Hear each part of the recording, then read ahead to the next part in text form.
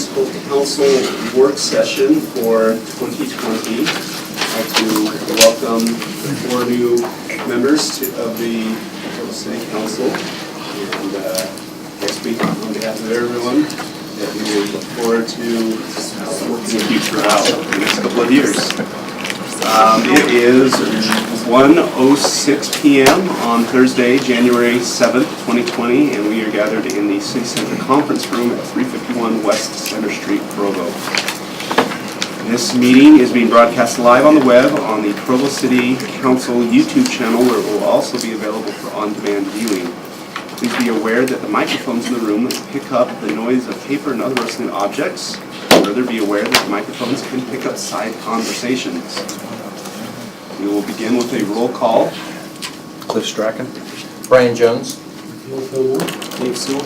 Dave Shipley. Elizabeth Vanderwerken. David Hardy. Travis Hovis. John Magnus. Hannah Salzel. Shannon Ellsworth. George Handley. Mayor Kafusi. Wayne Parker. Thank you. We will begin with a prayer provided by Mr. Councilor David Sewell. Heavenly Father, we're grateful to be able to be convened in this meeting this afternoon, and thankful to be able to be of service to the residents of our community. We pray for the Holy Spirit to be with us, that we be able to think clearly about the issues at hand and make good decisions on behalf of our community. We offer this prayer in the name of the Son, Jesus Christ. Amen. Although this is a public meeting, only the presenters and those seated at the council table may speak or ask questions, unless otherwise invited by the chair.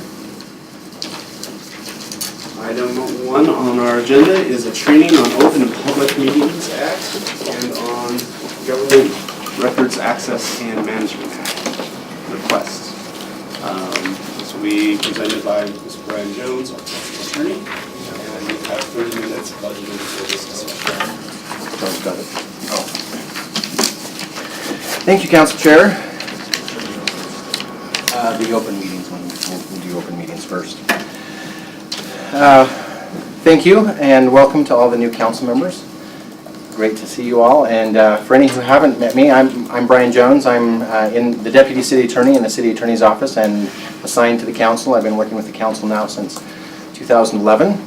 I'm glad to be here. Love working with the council. So there is a, if you can go to the other one first, we'll do GRAMA second, but we're going to start off with open meetings. This one right here. Neither of these slide decks were created specifically for municipal councils. They're a little bit more generic, but I've used these in the past. So there is under state law a requirement that you be trained on the Open Meetings Act every year, that every member of every public body. Most of you are probably familiar with much of this already, but we'll go through, and please don't hesitate to ask any questions as we go through.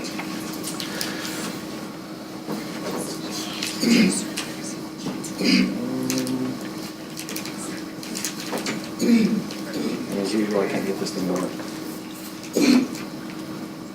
Let's see. Is that on or off? Should be working.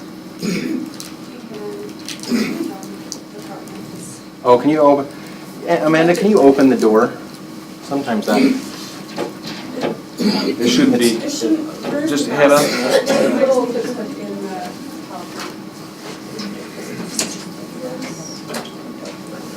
What is the USB? Oh yeah, it's not over there. That's why. Okay. Sorry about that.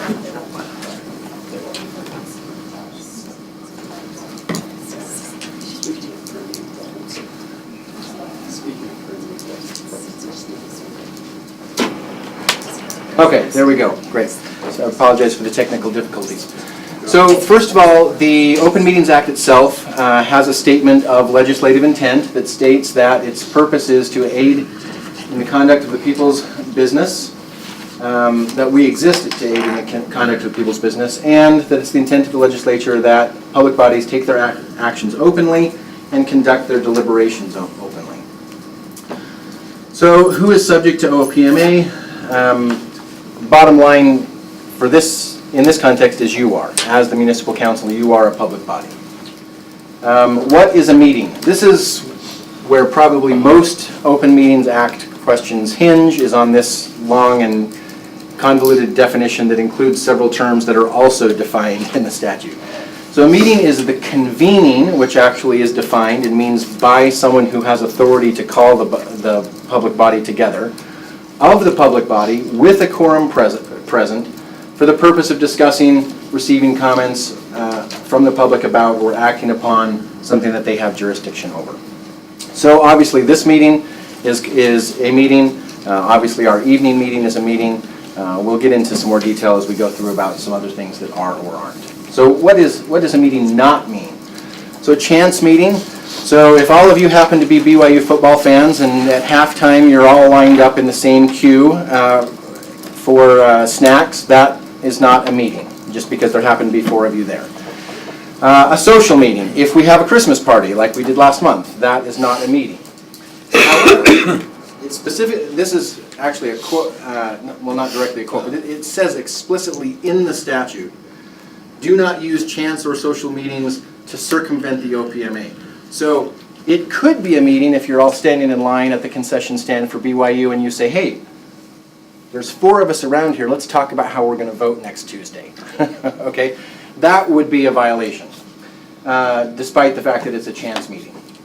Okay, electronic meetings. You can meet by phone, computer, or other electronic means, but the notice requirements still apply, and there has to be an anchor location. So you can't legally conduct a meeting by electronic means alone without a physical location for the public to attend at.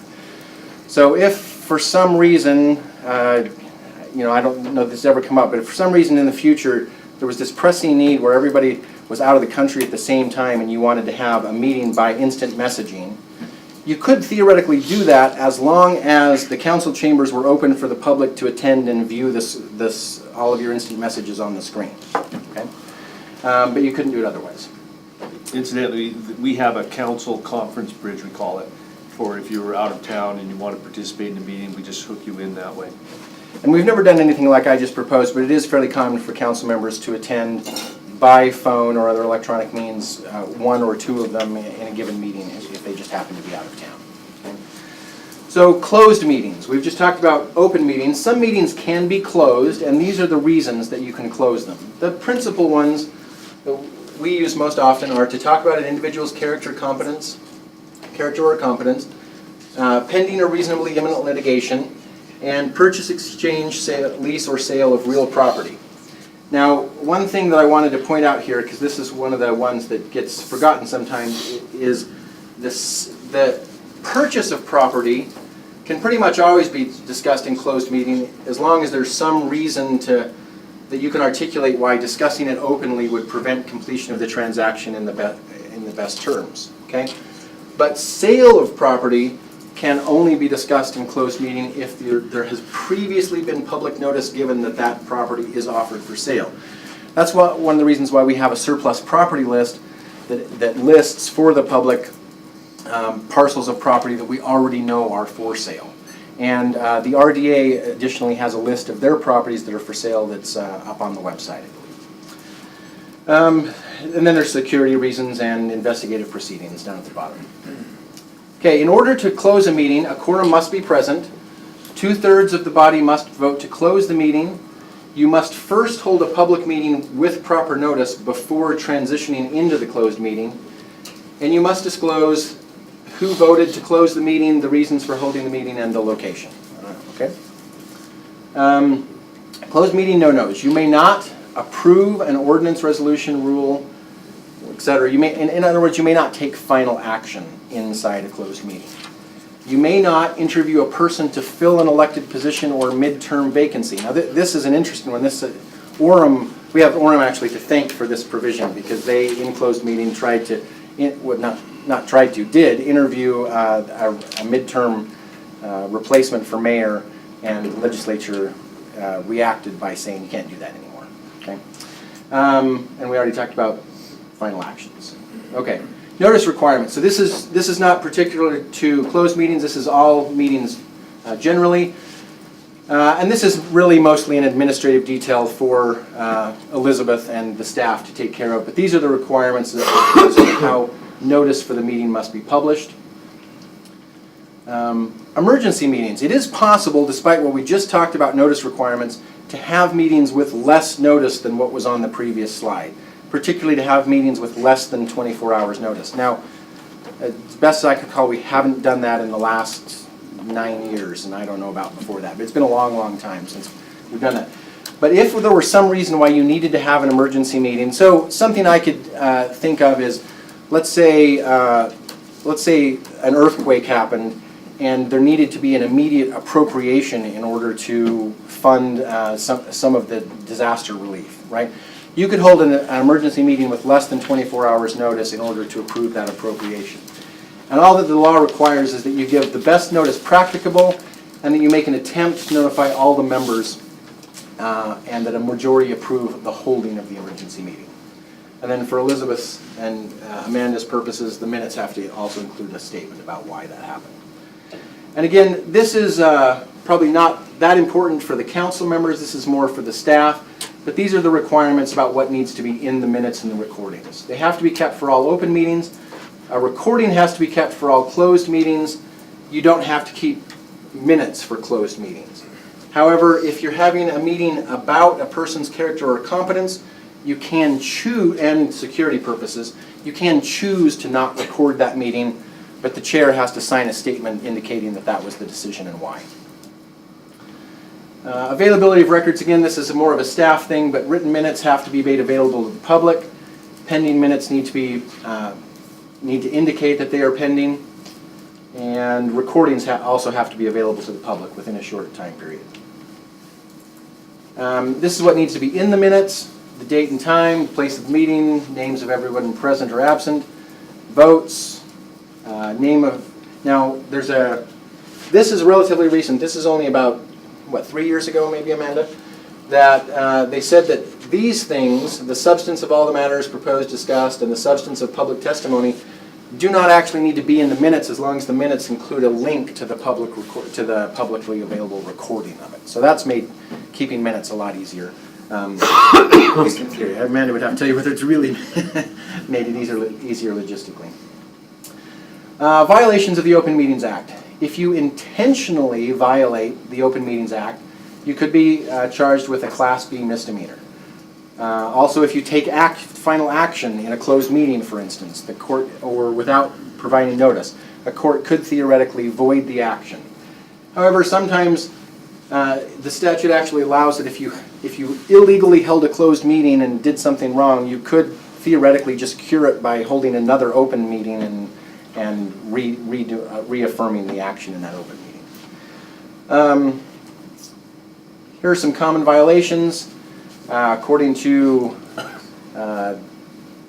David Church, I think is the preparer of the slides, but closing meetings without first voting in open meeting to close the meeting, conducting a closed meeting for an illegitimate reason, taking final action in a closed meeting, failing to provide proper notice, I guess the last two are related, to provide notice using the right methods and with the right substance. I think that's it. Any questions about the Open Meetings Act? Yes, Jen? Some bodies they'll open their regular meeting, and then at some point they'll say, now we will vote on opening a public hearing. And then at the end of that, they'll vote on closing a public hearing. And then they'll close the formal meeting. Right. Is that something that Provo practices? We don't. There's a couple of things involved there. One, we have, and I don't know, has everybody been given a copy of the handbook already, or a link to the handbook? So we do have a council handbook that includes rules of procedure for our meetings. So there are certain agenda items that require a public hearing, and it's been our practice, if that's the case, if a public hearing is legally required, the chair will just automatically open it up to be a public hearing. All of the comment will be taken, and then when nobody wants to stand up anymore, the chair will move on to discussion of the item. Okay? If it's not required to be a public hearing, then it's actually up to the chair although he or she could be overruled by a vote of the council, whether to open it up or not. For the past couple of years, it's been the practice, it's not legally required, it's been the practice of the council to open in the evening meeting every single agenda item to public comment for a 10-minute period, even if a public hearing is not required. That was a decision that was made a while ago by council leadership, and it would be up to new council leadership whether that continues. But even if it didn't, and in instances in the past where that wasn't the rule, someone could always make a motion to say, I want to take public comment on this item even though it's not required. And as long as a majority approved that motion, then that would be what would happen.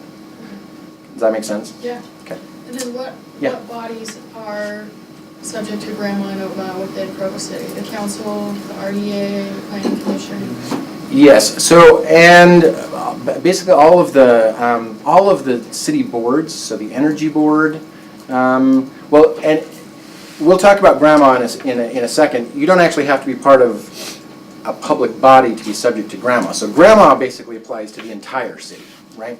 As far as the Open Meetings Act goes, that depends on whether it's a public body or not. And so if we go back,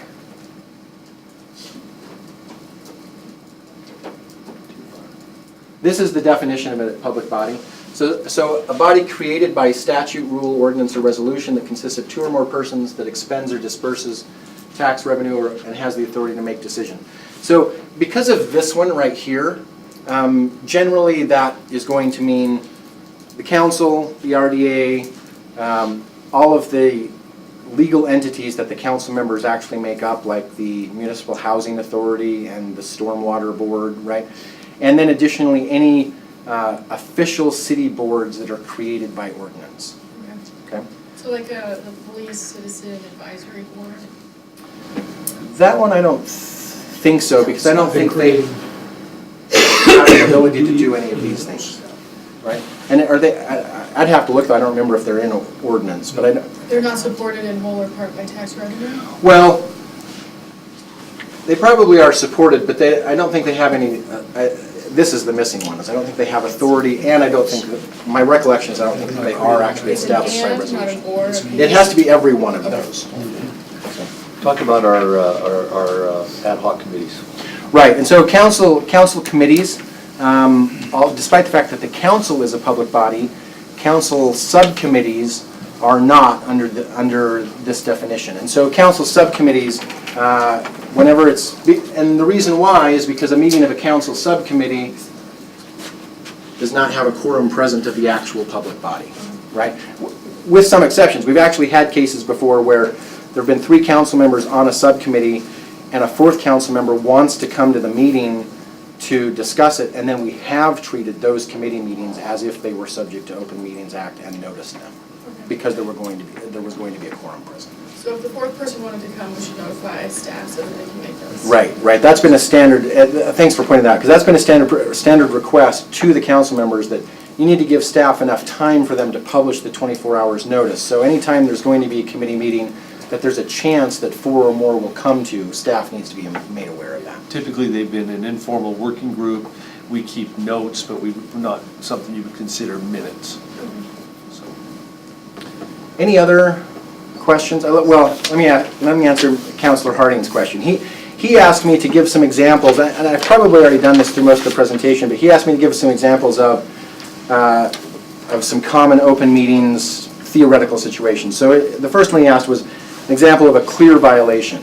Well, a clear violation would be closing a meeting without opening the meeting first. Or another clear violation would be adjourning the meeting and then all going to Denny's to discuss council business for 3 more hours after the meeting is over, right? Even though that's a social meeting, it's clearly intended to circumvent the statute. How about an example of something that people think isn't a violation but actually is? The most common one I've seen here is this issue that I mentioned in the presentation about sale of property. That it's commonly assumed that every discussion of sale of property can be discussed in closed meeting. But again, as I pointed out, that's only if prior notice of the availability for sale has been made. Okay? He also asked for an example of something that people think is but actually isn't. And the 2 examples that I came up with there is, I've heard for for quite some time, there's kind of an urban legend myth going around that you can't vote in closed meetings. And that kind of led to this informal practice of, well, let's have a straw poll where everybody says what they want to do, but nobody actually raises their hand, right?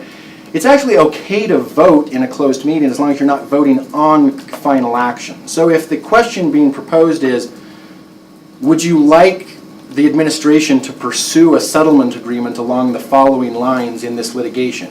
You can vote on that, because voting on that is an expression of intent. It's not a final action. Does that make sense? And then email discussions. There's been some fear, there's a lot of things about both the Open Meetings Act and GRAMA that don't really take into account modern technology. So one of the fears that's been around, that's been discussed among the attorneys is it an open meeting if 4 council members are on Google Hangout talking about council business? Well, then you've got to get into a whole bunch of discussions about, well, was the meeting actually convened?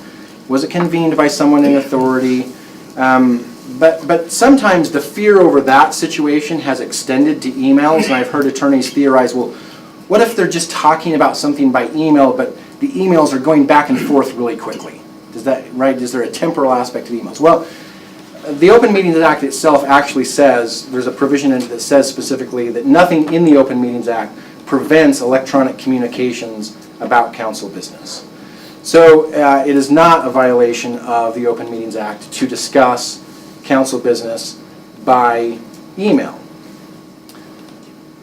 Now the caveat there is, but as we'll talk about in a minute, all of those emails are subject to GRAMA, and if the public had the perception that you were making the bulk of your deliberations in those emails instead of in the public eye, there would certainly be some political backlash from that. Okay. Mr. Councilor. One other question, or one other thing you might touch on is the difference between legislative actions and administrative actions, business of the council that does not normally end up in a council meeting for final decision. Right, yes, that's true. And that was,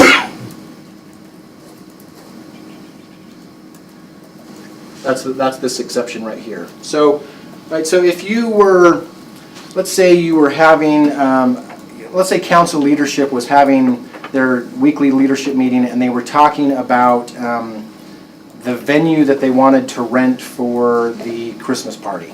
And they invited everyone, other council members to come in and voice their opinion on that matter, right?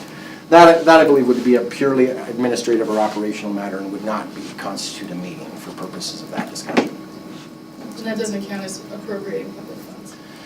Well, as I said the word rent, I was thinking, that's probably a poor choice of words. It'd depend on the circumstances. So it could be, but if they were using budgeted funds that were already in their budget to do it, then it wouldn't. Does that make sense? For another example, just while you were trying to come up with that on the spot, the one that popped into my head is, a new city hall is being built, and there's going to be decision points on how do we want it arranged, and what, just a lot of those questions. Those questions aren't ones that end up an item on our evening council meetings that we, take a formal vote on, and so that I assume would be something that's completely fine. All 7 of us on the same email chain, or even Google Hangouts for that matter, right, typing away or meeting or whatever, because that's not. Cliff's meeting with the architect in 10 minutes and needs a decision on the paint color, right? And so he wants to put you all on a conference call to discuss what's everybody's opinion on the paint color. Okay. And then the last category that Councilor Hardy asked me to address was things that clearly aren't violations, and those would be a couple of, we talked about committees. The other one is meeting in small groups, right? So it's something that often happens when there's something that the council needs to be briefed on, that there's some degree of privacy about, but it doesn't actually qualify for a closed meeting. It is not a violation of the Open Meetings Act for the administration or an applicant or a developer or someone to meet with council members in groups of 2 or 3, because a quorum is not present and therefore it's not a meeting. And I think that's all I had for open meetings. Anything else about open meetings? How far behind schedule am I already? We should probably move on to. Do we have time to do grandma too, or should we? Yes. Okay. Yeah, we've got 10 more minutes to Okay. complete this item. Okay, so John, if you can open up the other one to do grandma.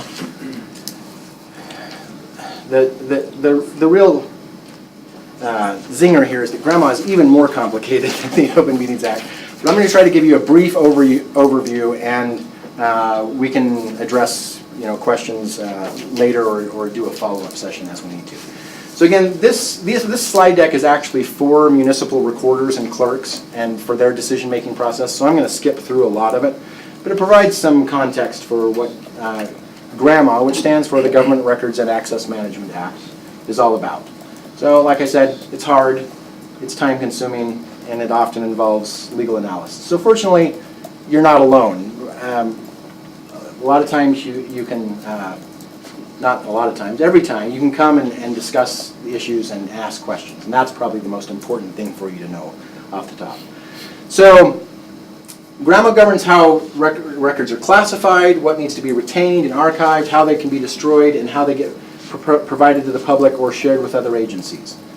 It recognizes in the Statement of Legislative Intent 2 constitutional rights: the public's right to access for information and the right to privacy, okay, which are conflicting interests that are in tension with one another.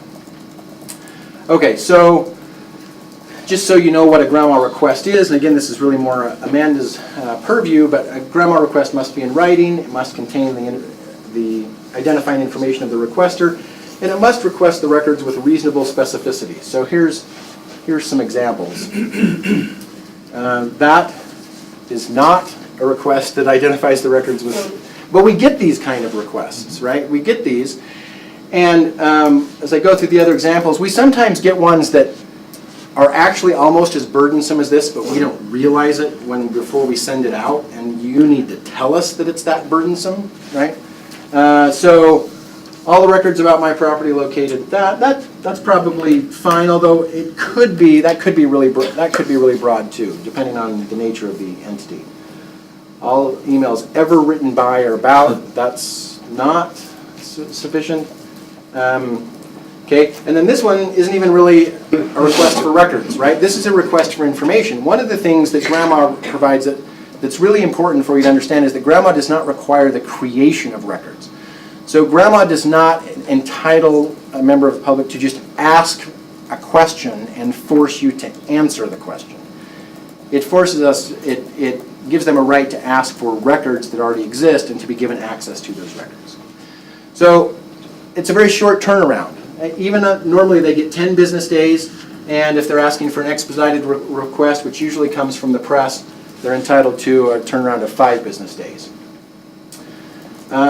Now we can get more time in a number of ways. Somebody else has the record, it's voluminous, and it's going to take a long time.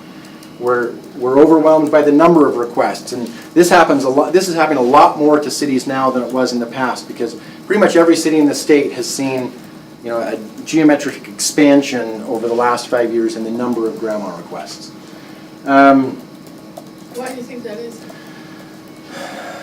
That's a good question. Amanda, what do you think? I would say that more people understand GRAMA and they know it's available and we're making it easier to access records. Yeah. And I'd also say that we get a handful of common requesters, right, across the entire state, people that just like to request records. And one of the things I've seen is the people that have been in that category for 10 years are still doing it, and more people get added to the list, right? So that's an ever-growing list of people who request more and more records.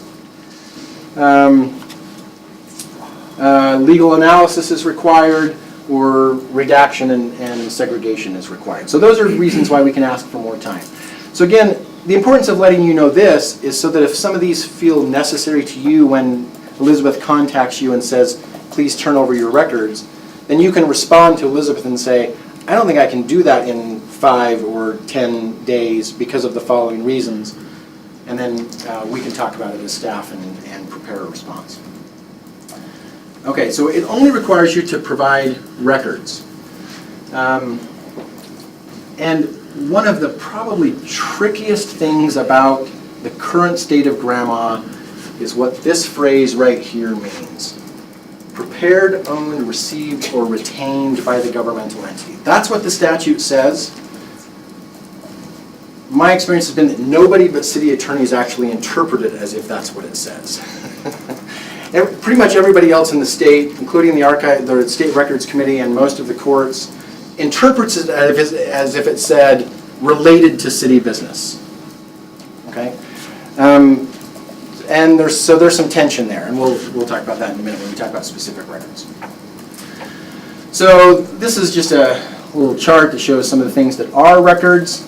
It's pretty much anything that you can think of unless it's specifically listed in the statute as not being a record, of which personal notes is probably one of the most important ones. But also note that they can't force us to turn over our library books through a GRAMA request. So here's some, how about a phone call that is not recorded? That is not a record. A recording of the phone call, that is a record. The handwritten notes about a phone call. Can we talk about two? Yeah. So if, for whatever reason, I'm on a call with a constituent and I feel like I need to record that. So I record it on my personal cell phone. I now have a recording of a phone call with a constituent talking about city business. Would that recording need to be turned over? Is that getting to the receipt? That goes into this, right? I think there is a strong legal argument that the answer to that question is no. However, I will assure you right now that every member of the press and the State Records Committee and probably the Utah Court of Appeals would disagree with me. It hasn't been asked to the Utah Supreme Court yet. And we've gotten, based on statutes that are very similar, we've gotten conflicting answers from other states, right? California issued an unpublished opinion that said it's definitely not, and then the California Supreme Court unpublished the unpublished record and said you can't even, not only is it unpublished, but you can't even know it exists because we're not sure that's the right answer. The Washington State Supreme Court went completely the other direction in a case that involved records that the city affirmed it couldn't even get because the ISP, the Internet Service Provider, or the cell phone provider, I forget which, was the only one that had access to them and wouldn't turn them over. And the Washington Supreme Court said it's a record anyway. And I still don't know what to do with that, right? When I've brought this up in meetings of municipal attorneys, the answer I've gotten from the State Records Committee is, well, you should have a policy, you should have an employment policy that says you can discipline your employees if they refuse to give them to you so that you can get them even though you wouldn't otherwise be able to get them. And that's all well and good for administrative employees, but is kind of impractical in my view with regard to elected officials. So I guess the bottom line is open question. And what I've been telling the council for 7 or 8 years now is it's an open question. I think there are legal reasons why you could argue that it's not a record, but be aware right now that you will be crucified by the public and the press if you take the position that it's not. Okay, that their position is, if it is something that could qualify as a record, meaning it's a recording, it's a piece of paper, it's a document, and it pertains to city business, and you were acting in your official capacity when you created it, it's a record. And that's the position that the State Records Committee is going to take, and that the press and the public are going to take. So it's been our advice for quite some time that even though there are legal arguments to say it's a gray area, that you should, as a practical matter, you should try to avoid creating records on your personal devices. And if you do so, you should probably turn them over when requested anyway. Is that? Yeah. There's probably lots of, we could talk for another hour and a half about that topic, right? That was very helpful. Okay, so in fact, that's probably the main point that needed to be made. So let me just walk through here. So, this one, even though it's a text message, even though it's made on your office phone, it doesn't pertain to city business. Okay, so that one's not a record. Now, and again, this one, I would argue that it's unclear whether the statute applies to this one, but I know the State Records Committee will and has said in the past that they consider it to be a record. And then this is involving I'm not sure the State Records Committee has weighed in on this, on IM technology, but I'm pretty confident what their answer would be if they were asked.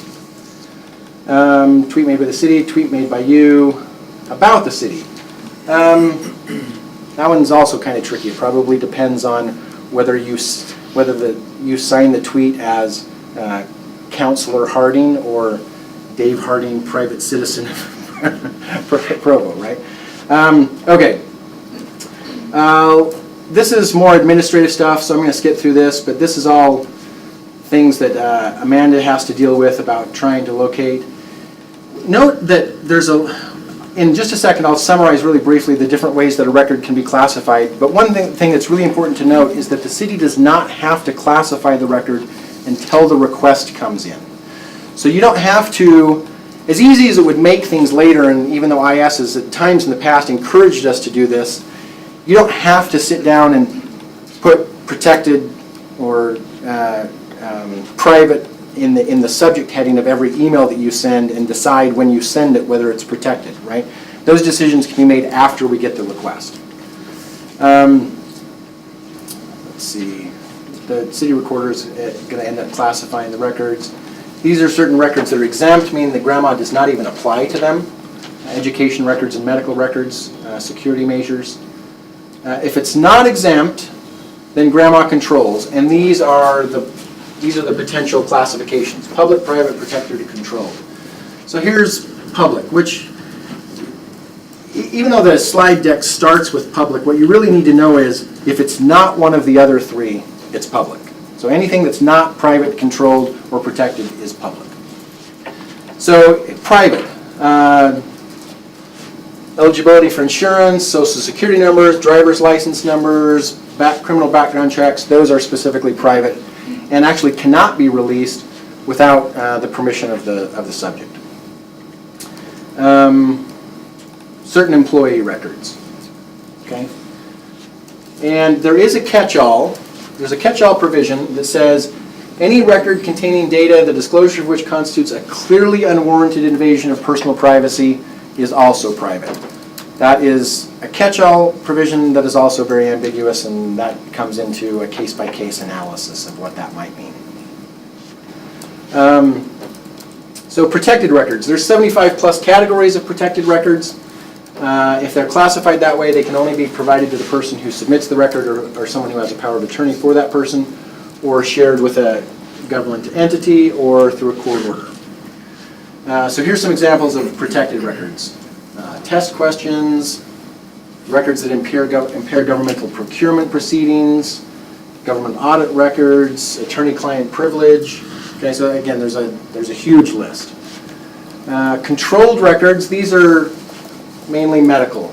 Okay, so there are certain records, and again, in the 12 years that I've been with the city, can't think of a request that has been made where we ended up classifying as controlled and responding that way. These aren't the kinds of things that people normally ask for. So.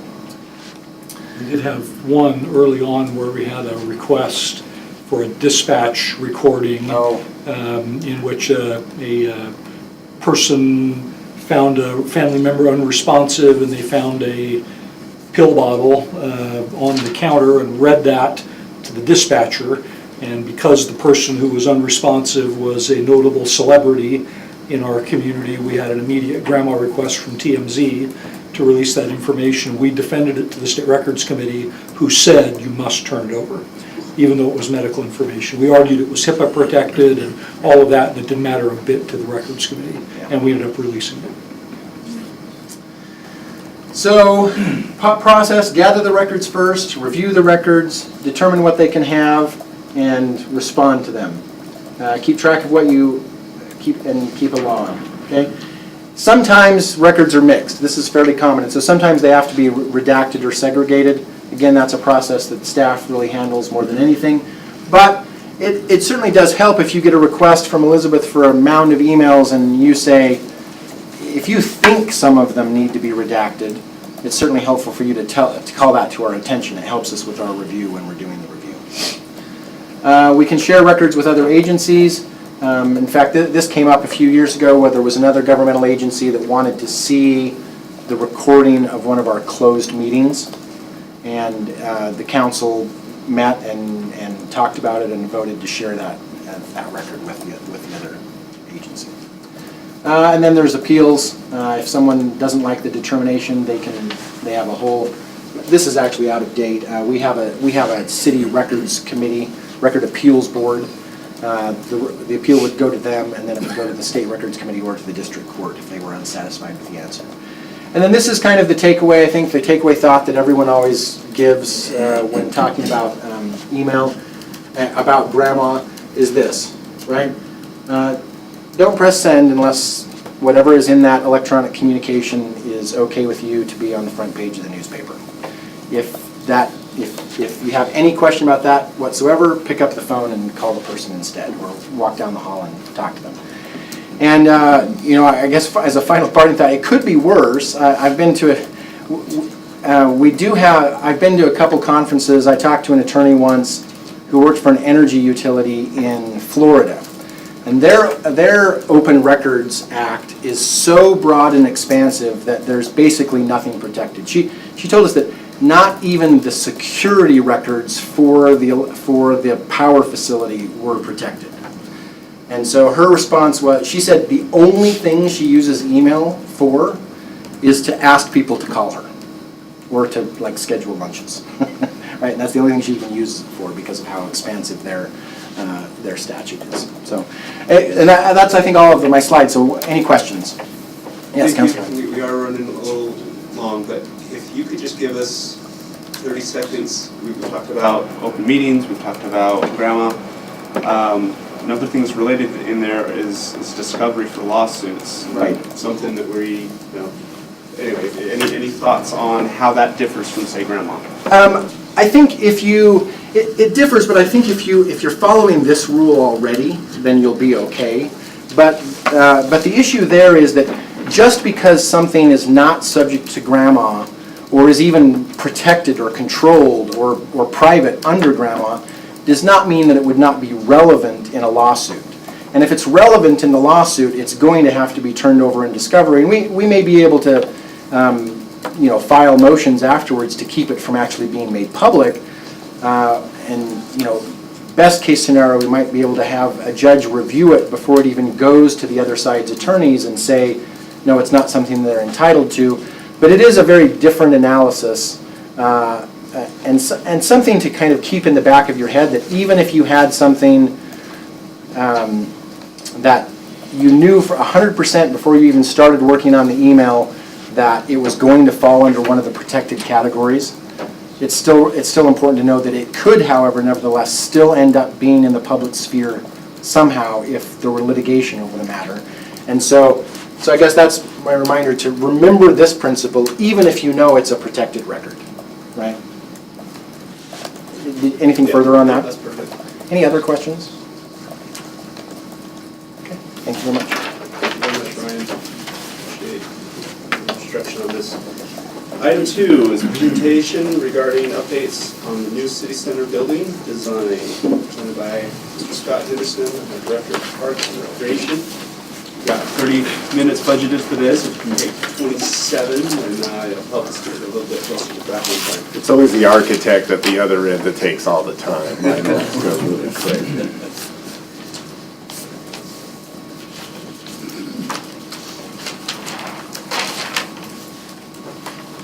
Well, while it's being queued up, first of all, I wanted to say welcome to the new council members. Look forward to this great opportunity to work with you and to talk about this exciting and dynamic project in our community. The mayor asked me, as Councilmember Harding said, as Parks and Recreation Director, she asked me to be the lead on this project. I'd like to say it was because I had successful building project experience on the Covey Center, the Recreation Center, the Peaks Ice Arena. Or maybe it's just that my office is located over at the Rec Center and I don't worry about my view in the new City Center building. I don't have a dog in this fight as when it comes to an office. And maybe it's a combination of both. But this is an exciting challenge, and it's something that I'm really relishing this opportunity.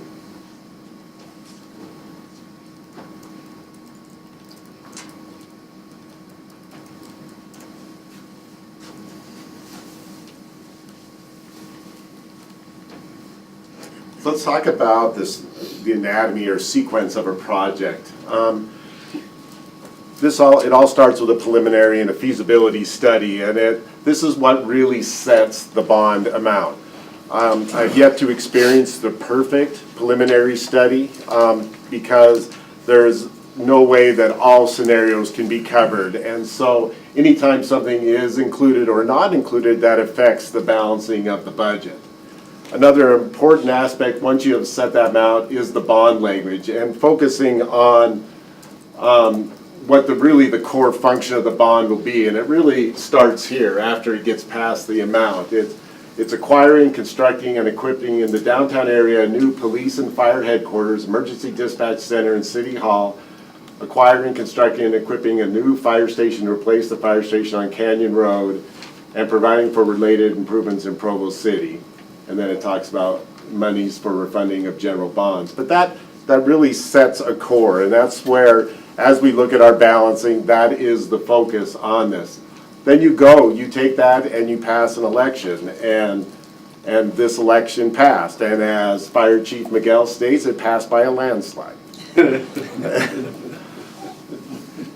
So it passed, but said we have a responsibility now, more than ever, to deliver a tremendous project. And that's where we incorporate the construction manager, general contractor, project management. That's where we bring the architect and the contractor in together. So we are able to get construction techniques, costing all throughout the design. So we are making sure that we have a balanced project from day one on this. We go through schematic design, we get an estimate there. We are working into construction design, I would get an estimate there, and then finally it moves to construction. And then as part of this management method, then you move to a guaranteed maximum price, which is just like a hard bid in working with the general contractor. So we talked about this management of balancing from the start, but what are we experiencing today in this project? Much higher construction costs in today's market. The recreation center built, we opened 6 years ago, but right around 8 years ago, was $212 per square foot. So as we look at the city center right now, we are somewhere in the $320 per square foot. So that's a substantial difference. So at that commitment on every single stage, we are not hoping for good luck in this. We are going to make sure that every time we reach a threshold in our design, that we are balancing this project and making sure we have the money to pay for it. So all throughout this time, we are going through that process together. We have experts in the field. What's unique about a city center is a lot of the experts are the leaders within our departments and directors in our department. We have an awesome design team, and we literally in public safety have a design architect and consultant on the project with us that literally wrote the book on that type of design. But I still think, and every single day I spend time with the leaders in our community, the best ideas are coming from our local leaders. And our local police chief, Chief Ferguson, and our fire chief, Chief Miguel, absolutely are dialed in and making sure that their needs are being met in the public safety area. But as you involve yourself in a team process of design, which we've had to because we're working with so many different departments that are going to be housed here, many requests coming in. But that funding capacity never changes, so that's where we get to prioritization, and that is a big part of this project management. There are public processes like open houses, citizen design committees, all those things that will be happening throughout this entire design process and construction process to keep our community informed. Now, if Provo would just stay the same, and if Provo City would just stay the same, that would make this project much easier, but it doesn't happen. Our community is changing all the time, And Mayor Kafusi has made an emphasis that we're going to get the structural changes needed to match this architectural change that we're about ready to go through to make sure we're operating at the most efficient way when all this comes together. So it creates something where we need to adapt to it and we need to move, but it's unique to this project, but it's also an exciting element of this project. Sustainability is part of every single conversation, both in talking about sustainability in our environment, but then also talking about the operational efficiency of this building. We look for what we need in the future and look we need for today, and that's how we balance this project. So where we're at right now is the schematic design estimate process. So Layton Construction, who is our general contractor, and VCBO, who is our architectural firm, are analyzing all the structural, mechanical, electrical, square footage, construction techniques, and we're focusing on those core bond deliverables, and that's how this project will maintain its balance at the schematic design level. So it gives you an idea of both the opportunity and challenge that is associated with this project. So let's talk about what you can expect as from a timeline. Between now and March, we will be doing construction design. April, site work will begin and we'll put out our first bid package. So then while we're finishing up some of the construction design on the building, we've already started on the site. And then the span of it, the construction will be April through December of 2021. And then that will be the final construction bid package. And then we're looking at having a brand new building to move into in December 21 or early 2022. I have to switch to red when we talk about the fire station.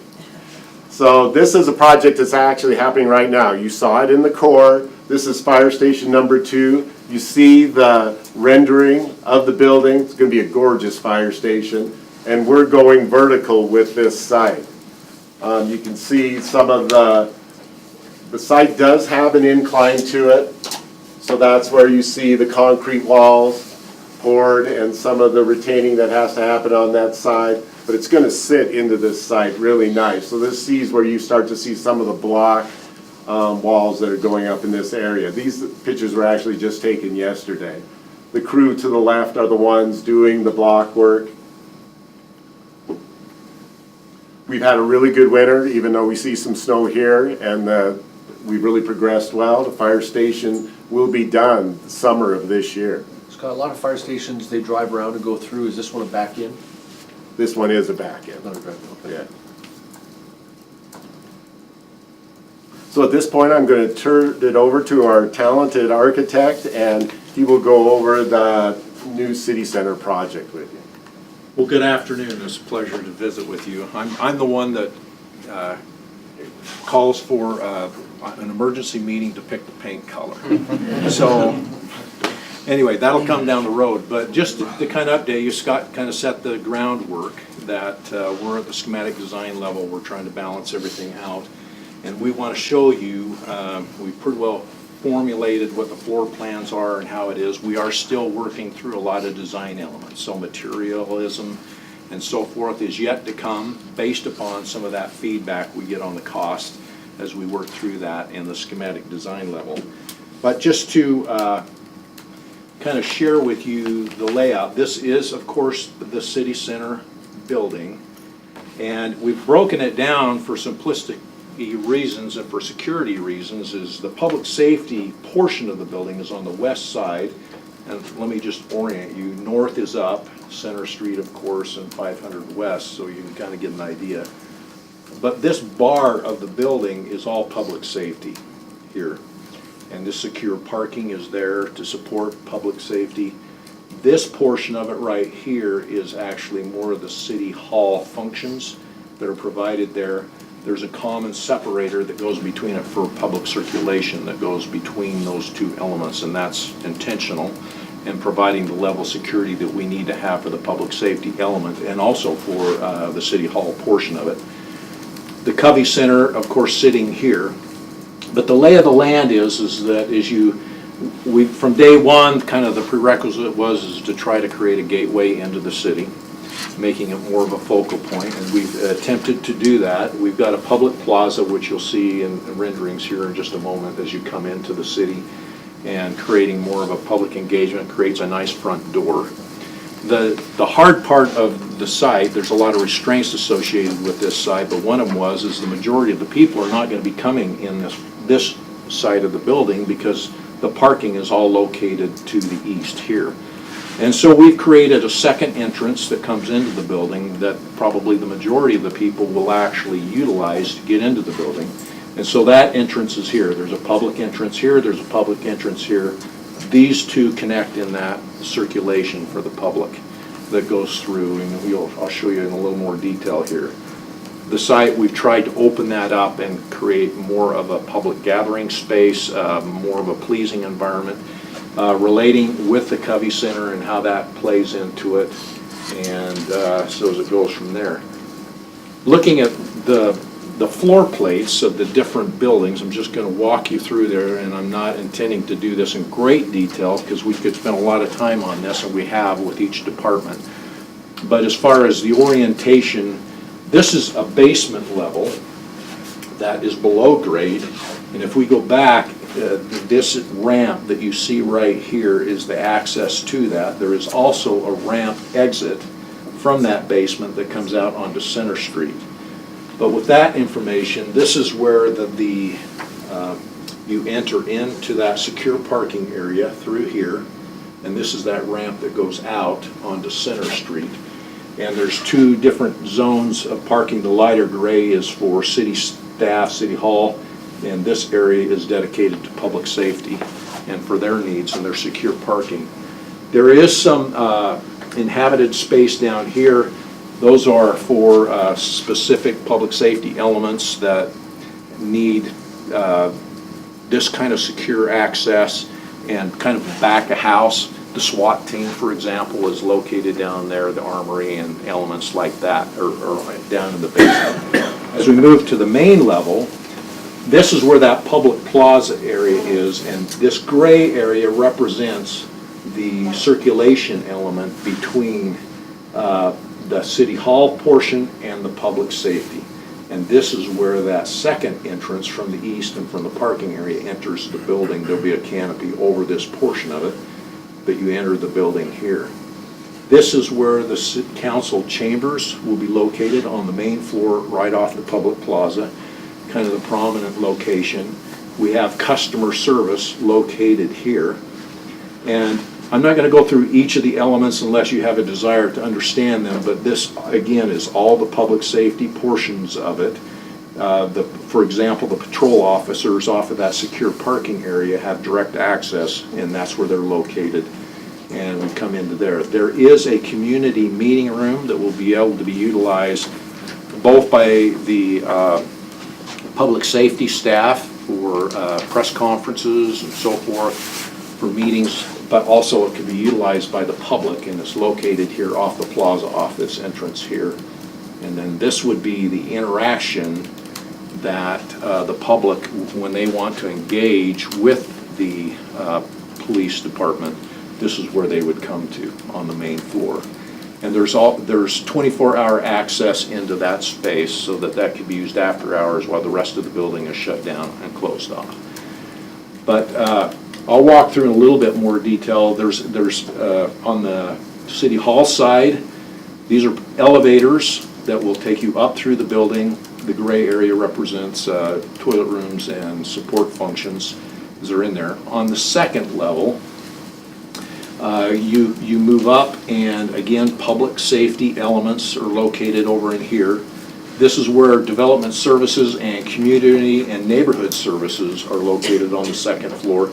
So the public engagement portion of it is located as close to the front, and by wayfinding elements that we're going to incorporate into it, we think it'll make it very easy for people to find where they need to go, because the majority of the public are going to go to these two floors and to those two elements and where they go. As we go up through the building, as we go up. Can I ask one question? Sure. Do you know what this facade will look like on Fifth West? We'll talk about that in just a minute. If I can walk you through this, then we'll get to the exterior and we'll talk about it. But the as you move up into the second level and the upper floors, we actually start to open up space between floor to floor. So when you're up on the 4th floor, you'll actually be able to see all the way down into the lowest level. And so there's a connection there. So that's what these white areas represent, is openings that go up through. This is kind of a bridge that connects into the public safety portion of it. So we've got development services, community and neighborhood services. And then as we get to level 3, again, public safety functions. And then we have legal is shown here in blue, and they're primarily on this side. Again, the gray is the public area and the openings that would look down into the lower levels. And then as we get to level 4, I'll spend a little bit more effort there. This is where the council offices will be located, is on level 4. And offices, workspaces, conference areas, all that would be accommodated here. Finance is next door here, and human resources is located on that level. But this is where the council offices would be. This over here on the 4th floor is public safety as well, again, but I wanted to kind of emphasize it here because this is the police administration area, this is the fire administration area, and the yellow area between it is Emergency Operations Center. So that's set up so that it would be very easy and fluid to accommodate an emergency scenario with this dedicated for those purposes, and the circulation back and forth. And we've also located critically conference space in the fire admin and the police admin so that they could support that type of effort if there was an emergency operations center that was and needed at a point in time. There would be multiple spaces, breakout areas that could be utilized and taken advantage of from that standpoint. And then finally, up on level 5, this is where the mayor's office is located, and we'll show you what that represents and how that means translates into the building. So again, the project is not over till it's over when you're in the design project, and we're at schematic design. We're working through, we've got the massing where we think that it works and functions and flows well. We're working through the exterior aesthetic and facade still. We're very focused on providing natural daylighting into all habitable spaces so that we can reduce lighting. We can make it very sustainable. But at the same time, we also have the issue of security that we have to be very sensitive to with the public safety portion of it. Here you can see that plaza area as we're looking from the northwest coming in. The facade as we come along and as it develops, you know, trying to relate with the Covey, also maybe trying to hide some of the mechanical and things that are on the Covey Center and clean that up a little bit as we deal with it. 500 South will have a strong presence as well. As you move to that portion or from the southeast, this is that this is the parking area. We've focused, and again, I mentioned that this is a challenging site, which it is. We're trying to accommodate a lot of different needs, including the existing Covey Center, the drop-off needs that they have there, the delivery needs that they have, as well as trying to make it a pleasing environment for as an entrance into the facility as we come in to the east here, and you make that work. And then this is that secure area for public safety functions, and this is the ramp that goes down into it. This is a rough idea of the exterior. It's not the final exterior. I'm just going to say that because we're still working through it. We're anxious to solve that problem, but it's a cost problem that we have to meet and deal with. So does that, you have any other questions about that? Do you want to jump back? And Yeah, I would just worry if this whole facade on Fifth West was really stark, or if it was isolating for a pedestrian, right? Look at Freedom Avenue or Freedom Boulevard from like center to like Fifth North, and some of that feels like a canyon for pedestrians. So I just hope it's well, we certainly would not have that as a goal. Okay. And we're working very hard to try to make it a very pleasing street frontage, as well as softening it up with buffering of landscaping that comes into it and so forth as we get into there. You can see kind of the massing of the building and how it steps to accommodate the different floor plates that we shared with you and how that works and go through there. So And the mayor said that she's gonna take the stairs every day. That's the goal, Yep. right? With my brand new knee, that's the goal to get to where I am. if you are physically able, I encourage you all to do that. I try to always do that because I think it's a good benefit. But Just below, we have 4 floors to go. there will be 2 public elevators that serve the public. There will be a City Hall staff elevator that serves the staff side. There will actually be 2 elevators on the public safety side to serve the different needs that they have there as well. So, yes, sir. So how would you summarize where we're at with the goal of net zero ready and the sustainability of the building? That is still a major focus and goal of ours to do. We're still translating how that means. The mechanical system is a big conversation right now and how that plays out, and that's actually a soon conversation that we want to have and talk through how that relates to facilities and their maintenance and ability to maintain it and deal with it. So we're working through that, but we are, just so you know, sustainability is we feel was kind of second nature. The building is going to be sustainable, and we're going to take every effort to reduce energy costs and to make it an inviting environment, healthy environment. The level that we take it to is really the question that's out there, and the idea we've talked about it being net zero ready and the capability of doing that. We're hoping to achieve that, but I cannot guarantee it to you today until we can work through all the cost issues. So, any other questions? Trying to keep us on time here. So I appreciate that. So I'll try to just observations. I too am concerned as we try to build more walkable, more inviting downtown and extend that out a little bit. I'm hopeful for what you're able to figure out, particularly on 5th West there, for that large length.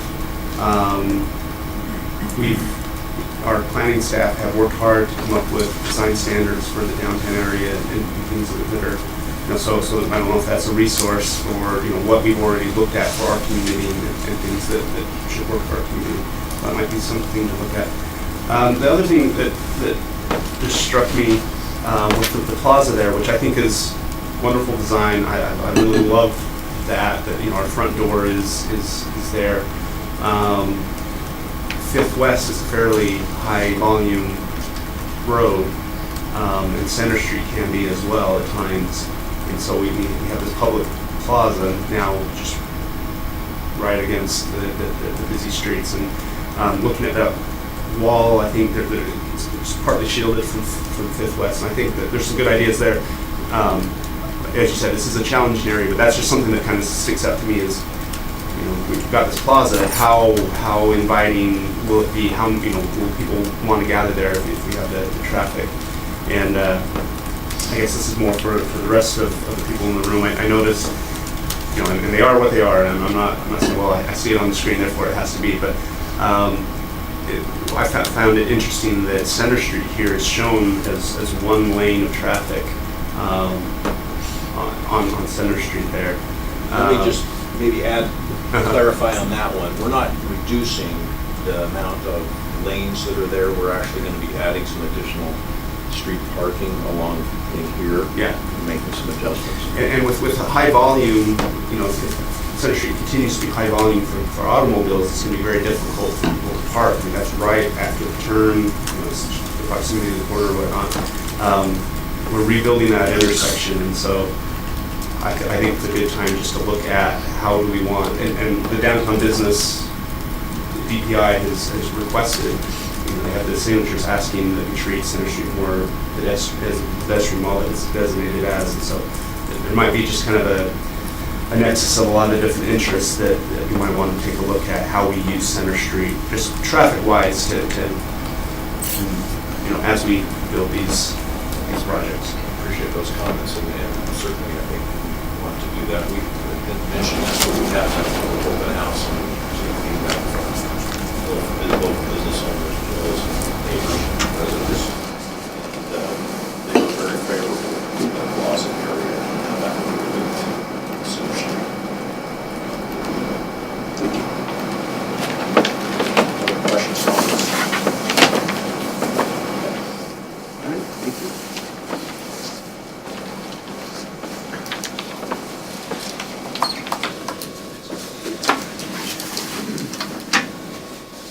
Oh, great. I thought you were going up. No, just collecting my stuff. Wonderful. I think you kept it to 27 minutes on the nose. So All right, we that's listen. impressive. Thank you. Thank you for that. Item 3 is a presentation regarding wastewater plans presented by Dave Decker, our Director of Public Works. And we have this budgeted for 45 minutes. Thank you very much, Mr. Harding, and thank you to the council and to the administration for the opportunity to talk about the wastewater collection system and the treatment plant and give a little bit of an update where we're at. I have to tell you right off the bat, this presentation is really aimed to try to help the new council members, the 4 new council members, understand where we're at, why we're there relative to wastewater. So I have to apologize. Some of this is going to be a little bit of a review for the other 3 council members, but probably some good conversations as far as goals and directions that we're headed. When we made a decision about coming to council and talking about some of the items that are we're facing in Public Works, I had a conversation with Wayne, with the mayor, with Cliff, and one of the things that was talked about was, and you can already see, we're kind of giving a lot of big projects right up front. I mean, this is another project right after the city center. Here's another major project facing Public Works and facing the city. And I think it was Cliff that said something about drinking out of a fire hose for the council, for the new council members. But I kind of laughed and I said, well, given this discussion, we probably shouldn't talk about drinking water. This is probably not the right topic on that one. That'll be in 2 weeks. We'll talk about drinking water at that point. Before I get too far into this, I want to do, particularly at the mayor's encouragement, I want to do some introductions to part of the Public Works staff that's here, so that you can start to put some names with faces and understand roles of people in Public Works. So I wanted to start with Gary Calder. And Gary, if you can either stand or raise your hand so that people can see you. Gary Calder is one of 3 division directors. Public Works is split into 3 divisions. Gary oversees water and wastewater in his division.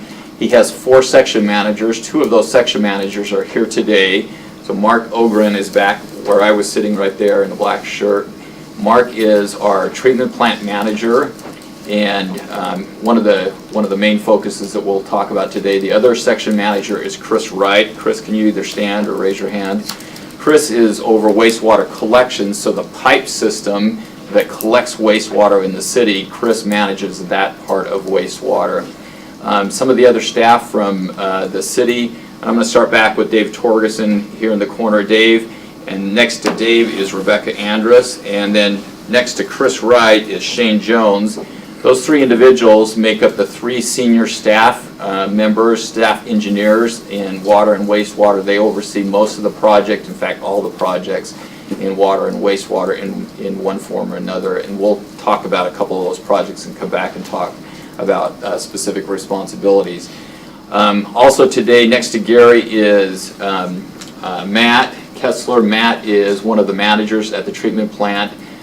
We have a couple of others that aren't here today, but Matt is one of the maintenance, I think, over the maintenance crews. That's primary responsibility.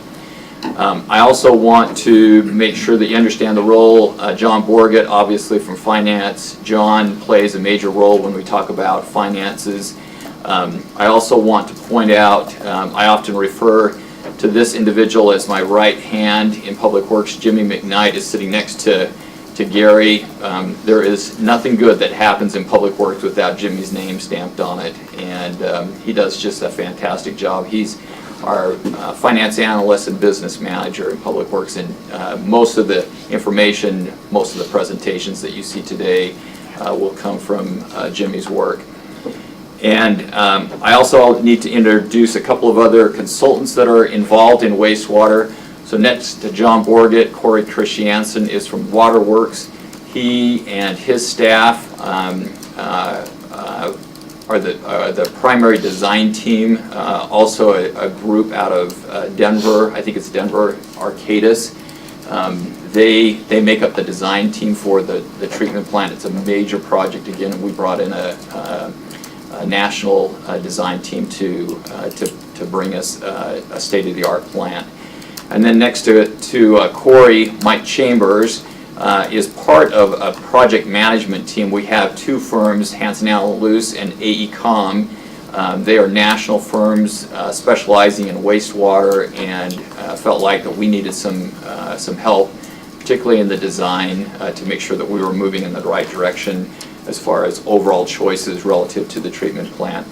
So given those introductions, we're gonna start by giving a very, very brief outline of over the last 10 years roughly about decisions and things that have happened in wastewater. And we're just barely going to be touching the surface of some of the major things that have happened, again, over the last 10 years.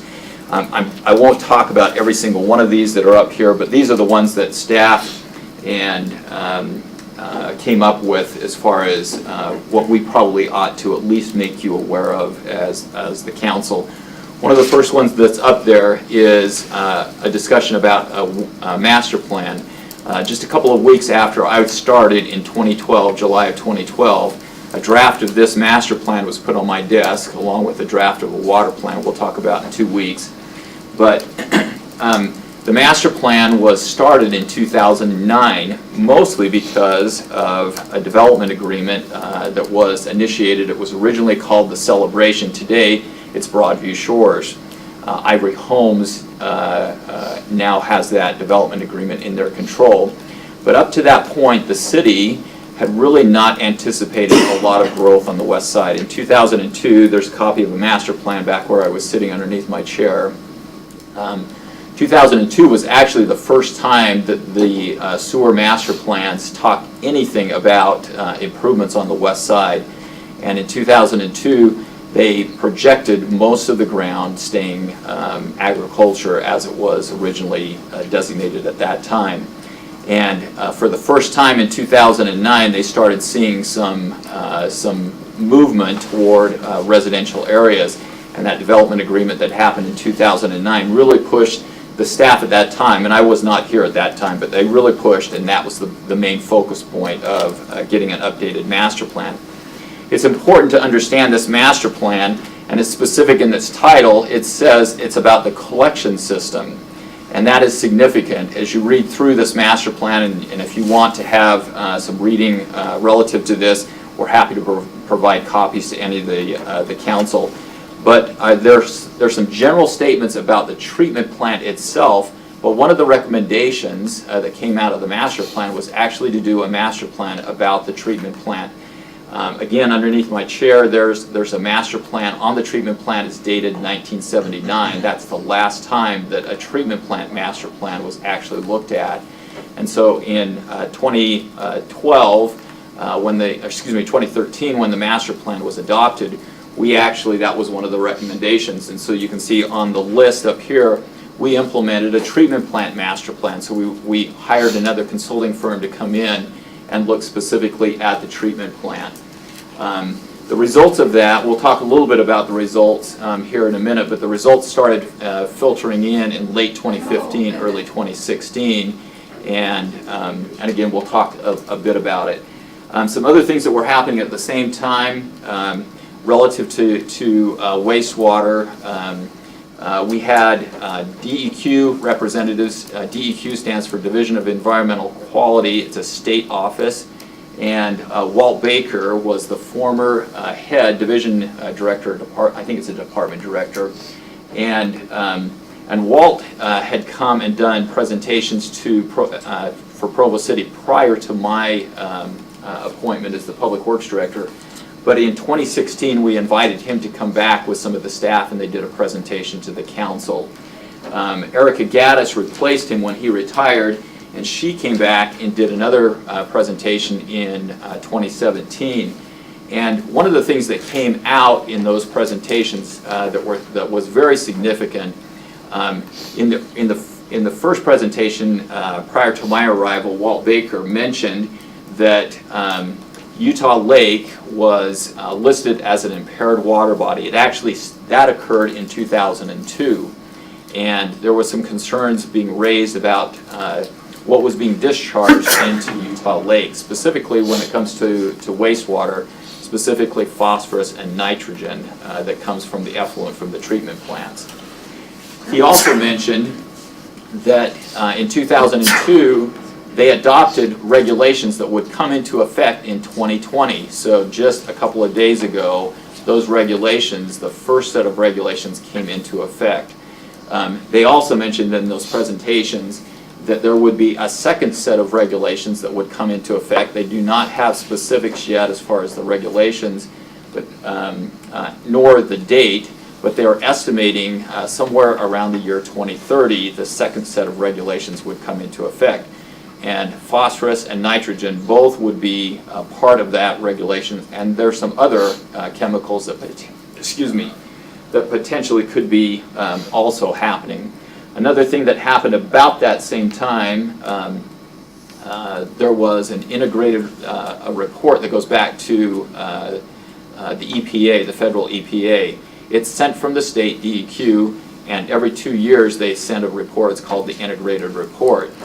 And they talk about Utah Lake as far as an impaired water body, and the significance that happened in 2016 with the integrated report was they separated Provo Bay from the rest of Utah Lake. They actually changed or elevated the status of Provo Bay primarily because of aquatic life. And so they started giving us really strong indications about that time period, 2015, 2016, 2017, that a second set of regulations would come into effect and impact our treatment plant. Now, the reason that I bring up that division of Provo Bay from Utah Lake, it's significant because the effluent or the discharge that comes from the treatment plant goes into Provo Bay. It goes down the what we call the mill race. It's right there on the east side of the Novell building. It's a man-made facility that goes through the golf course, kind of goes through the golf course, and then eventually works its way into Provo Bay from the golf course. And so it's significant, it's important to understand that the effluent from the treatment plant currently goes through Provo Bay.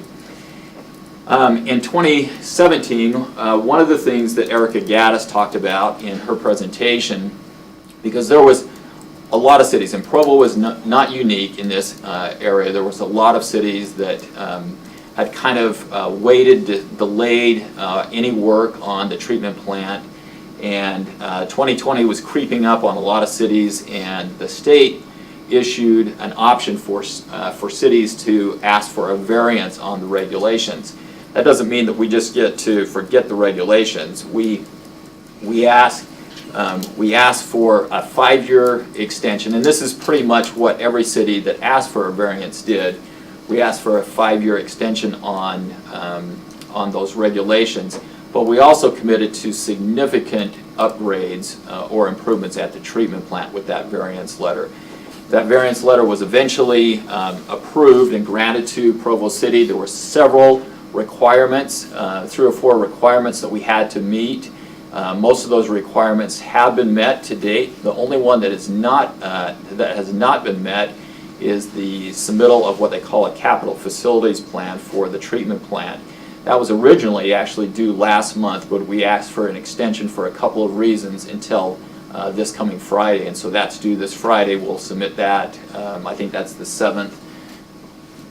Maybe is it the 9th, 10th? I'm off a couple of days there. It's the 10th of January, and we'll submit that to the state with the required information that they have. Several other things happened in 2018, a metering study, there was a site study, a regional siting study that included a look. We were asked from the state to include looking at doing a regional plant study just instead of just a city plant, so we joined up with Springville and Spanish Fork and a couple of other cities in South Utah County, looked at a regional plant, came back, did not make a recommendation to the city to do that. We had actually already looked at that option when we did at the very top of this on the right-hand side. When we looked at a siting study for our own treatment plant, we considered doing a regional plant in that siting study, and they had actually made the same recommendation not to do a joint plant. Some people looking through these, and I'm going to stop going through these for just a minute here, but some people will have a couple of questions about, how did we come to the decision of building or making major upgrades to the treatment plant? There's been a lot of media attention relative to Utah Lake and the algae blooms. There's been a lot of media attention about how to improve water quality and whether phosphorus and nitrogen at at the treatment plants will really make a difference in Utah Lake. And we got pulled into that conversation pretty quickly as early as 2013, 2014. I was getting emails, I was getting a lot of information about Utah Lake water quality.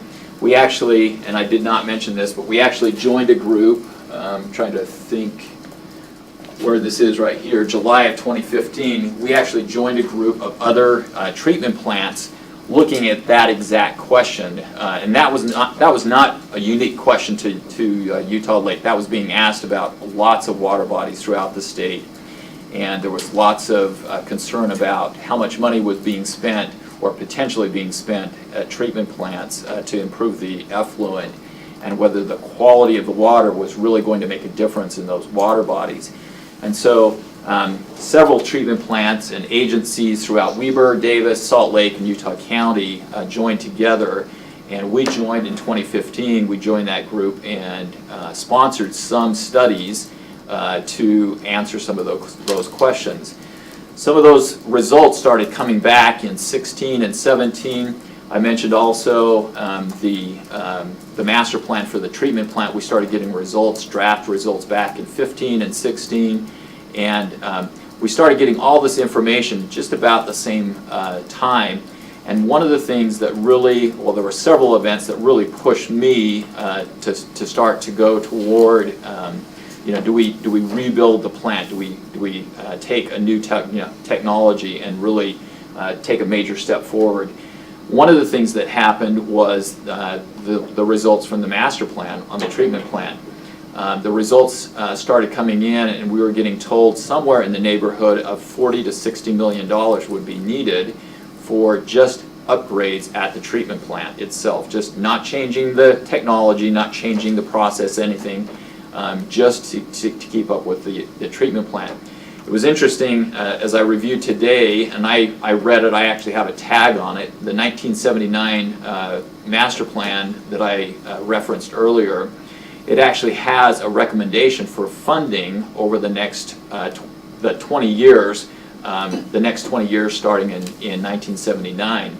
And they indicated in 2005 that the treatment plant would need an upgrade/expansion, and they projected $42 million would be needed in 2005 for the treatment plant, and that was back in 1979. And so I wasn't terribly surprised by that number. One other thing that's happened recently, as we've gone forward and started getting cost estimates on the treatment plant, one of the major things that we started looking at was just the electrical system. So Corey and Mark and several other people here have been highly involved in just evaluating the electrical system at the treatment plant. The estimate just for the upgrades needed for the electrical system were exceeding $10 million, just the electrical system. So when the results started coming in and telling me, we're going to need $40 to $60 million, not even changing technology, that was one of the things that kind of pushed me a little bit, if you want to say it that way. So when we started having conversations about the potential of changing the technology at the treatment plant, the estimates started coming in somewhere in the neighborhood of $80 to $100 million. And I started wondering, okay, do we spend $40 to $60 million on just staying at the existing treatment process at the plant, or do we take that much more leap? Do we go to the 80 to 100 million and change process and really get a state-of-the-art facility? One of the things that happened at the Wasatch Water Quality Council also, we started talking about, do we go to the state legislature and ask for some relief on this? Is DEQ kind of out of line? That was kind of some of the thinking. And one of the things that I started looking as I looked around the room at the different treatment plants and the people that were represented in that committee, and I started recognizing the fact that we discharge into Utah Lake, that goes into the Jordan River. And the Jordan River is the water source for many of the secondary water suppliers in Salt Lake County. And I started understanding several of those agencies had been in this battle, I guess, if you want to call it that, with DEQ for many, many years. And they had started coming to the same conclusion that I started looking at was, if we go to the state legislature, you have lots of representatives in Salt Lake County, particularly in the House, and are we really going to get a full relief on these water quality issues when their water supply is coming from the lake and from the river that we discharge into? And it became relatively obvious to me, and they had already figured that, many of the agencies had already figured that out, that that probably was not going to really happen as far as a long-term solution to the water quality issues. We'd probably get some short-term relief, but as far as long-term elimination of phosphorus and nitrogen rules, probably not going to happen. And so these things, again, about 15, 16, 17 time frame started kind of really, it was almost, I felt like it was almost the perfect storm coming. And this is when we really started getting serious with coming to the council. Probably since 2017, I would venture to guess we're getting into the range of 15 to 20 presentations that we've done for the council in the last 3 years. Trying to help the council understand exactly where we're at.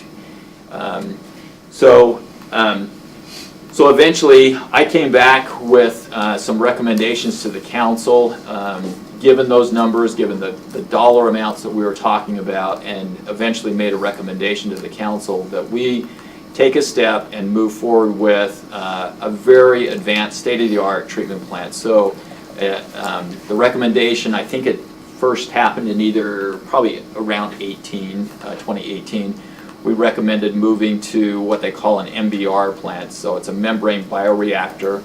That's what that stands for. The treatment plant is the same technology that's often used in new treatment plants in Southern California, Arizona, Texas.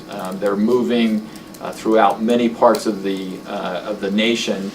And in many areas, they are using the water.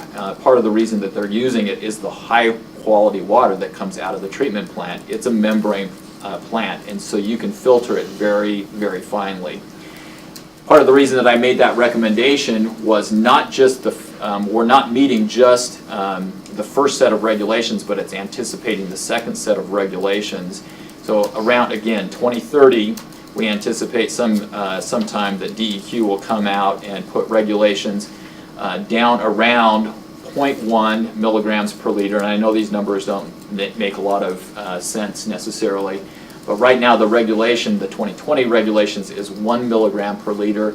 We're anticipating somewhere in the neighborhood of 0.1 milligrams, or a factor of 10 reduction, and then nitrogen also would be significantly reduced in 2030.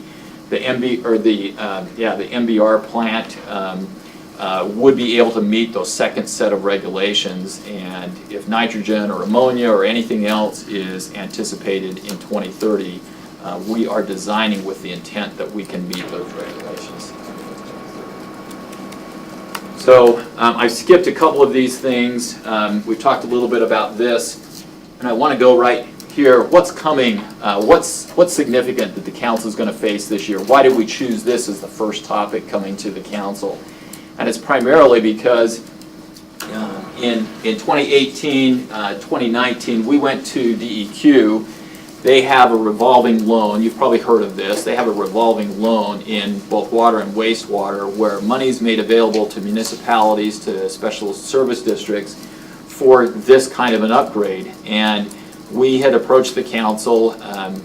They had actually, Erica Gaddis had actually made us aware that this money was available. She had actually encouraged us to apply for it. We went to the council, had a discussion. They said, let's ask. Let's at least ask and find out how they respond. So we initially went to the DEQ board with a request for $120 million for the treatment plant for some pipe improvements out on the west side. The board finally came back. We were, I think, one of 3 requests that happened about the same time.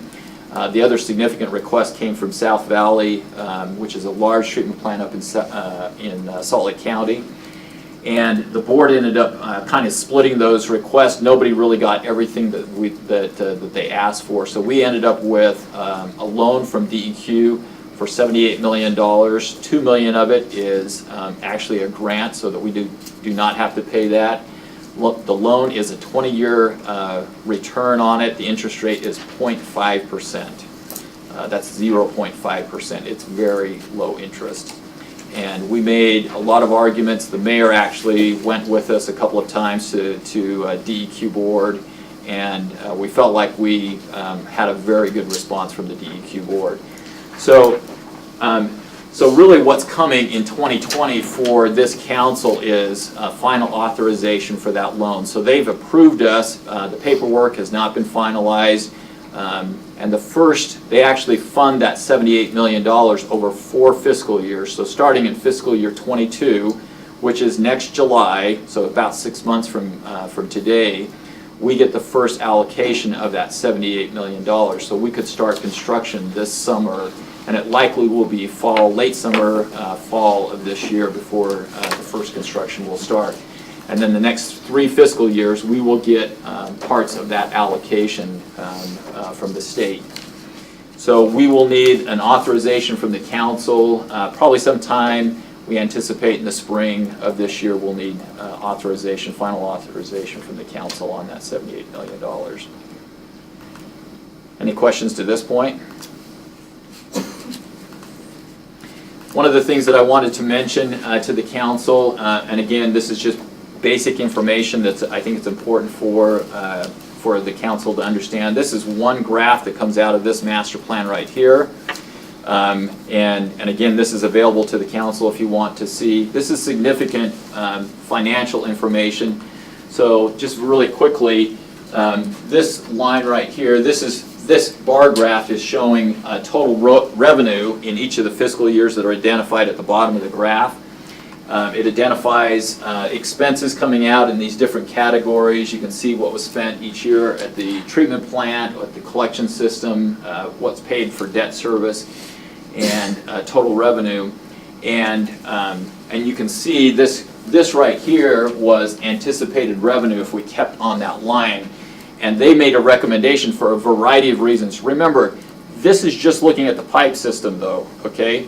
So just at the pipe system, they came back and said your revenue based on the miles of pipe, the service area, the amount of people that you're serving, you really should be where that dashed black line is right there. And you should anticipate revenue in that range and start to do some rate increases to catch back up. And you can see that line that goes from the existing revenue up to that dashed black line. That's what they recommended in the master plan. And so, and we started doing some increases, and you'll see that graph replaced in just a second here with some additional information. It's significant. I'm giving you some information here, some detail to understand financially where we've been, because it is still very much up in the air financially for the city when it comes to wastewater.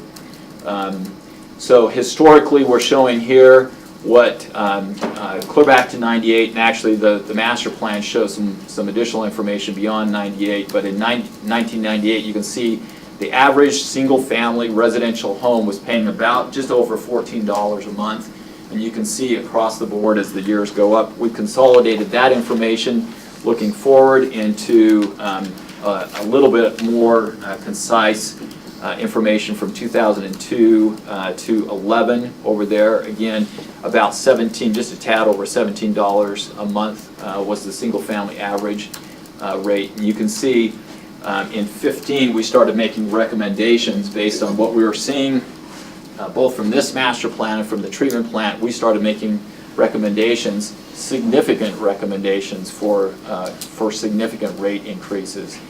The first year, just so that the council understands, and I've said this before, the first year that we made that 20% increase, we showed a comparison of lots of cities in Salt Lake and Utah County, some even up in Davis County, and we were on the bottom of the list. We had the lowest monthly fee, single-family monthly fee on everybody that was shown on that list. And after that 20% rate increase, we were still the lowest on the list. And that first year, we could have made almost a 35% increase and still been just right at the very bottom. The next person up from us, I think, was 33% higher than the monthly fee. And it's significant to the utility to understand just exactly where we were at. And I'll try to explain a little bit what I mean when I say where we were at. So this is the same graph that I mentioned, and Jimmy has added just a little bit more information. The yellow line is showing what the rates have done compared to what was originally recommended.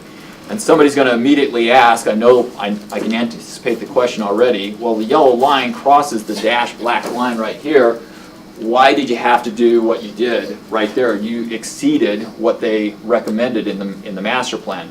And I'll go back and remind the council, this is about the collection system. This is not about the treatment plant. And so when you combine the information from the treatment plant master plan with this, that's the reason that the yellow line ends up doing what it had to do in order to pay for the treatment plant and the collection system. This is, again, trying to help the council understand financially where we've been. So going back to 2004, we show total revenue in the middle column there. And after everything O&M is taken out of that, those revenues, the money that's shown on the right-hand column is available for CIP projects or rehab to the existing pipe system. So this is money that's being transferred into what we call the CIP fund. And I struggle to help the council understand how insignificant or inadequate that amount of money is.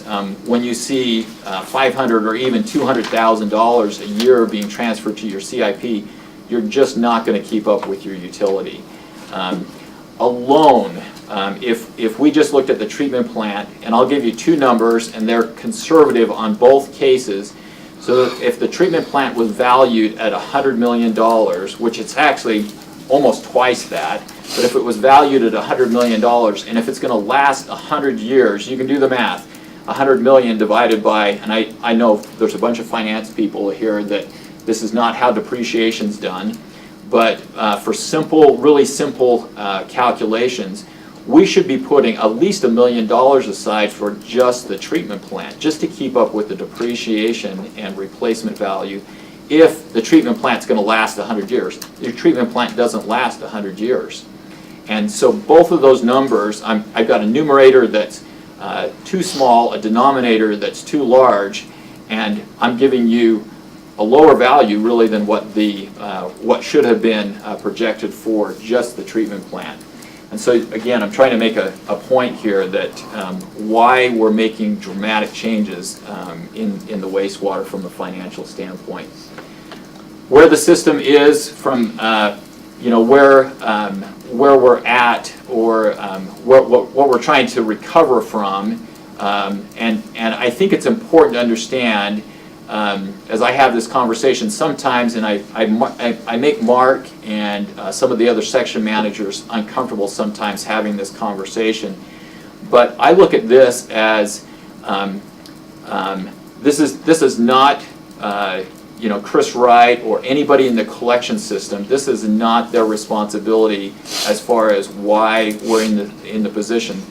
Part of my job and part of the administration's job and the council's job is to make sure we have the right tools in the hands of the people doing the day-to-day work. And I would argue that we probably did not give, for many years, we did not give them the adequate tools to keep up with what's going on. I think they've done a fantastic job. If you ever have a chance to tour the treatment plant, I think it's a great thing to go and do. And Mark has done a great job. Chris and previous section managers in the collection system, given what they could deal with, what we were handing them, they've done a fantastic job. But we need to give them the right tools. So the top picture is just it's a recent picture. I think it was just done.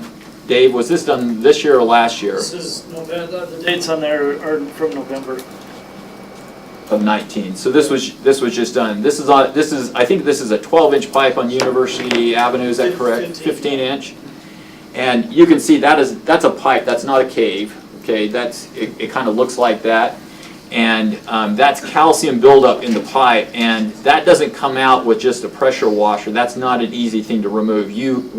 We worked for several weeks. We had a contractor come in and work for several weeks removing that with a chain. They have a special attachment to actually take that material out of that pipe. And we went probably 400 feet between two manholes, and it took a couple of weeks to get that done. So you can anticipate what kind of system, what kind of challenges we're dealing with. So the end results are right here on the right-hand side. After they're done with that, then we line the pipe with a polyurethane material. So it's actually drugged by machine. You don't have to dig up the street to do it. So you actually drag it from manhole to manhole. You blow it up, you heat it, you can actually get it to expand and adhere to the outside of the old pipe. And so that's what you're seeing on the right-hand side, is you're seeing the finished product. One of the other things on the bottom two pictures, bottom left-hand side, we oftentimes have directional drilling going on. So communication lines getting put in for phone, for Wi-Fi, you name it. Lots of directional drilling is going on. And from time to time, those directional drilling rigs will go through our pipes.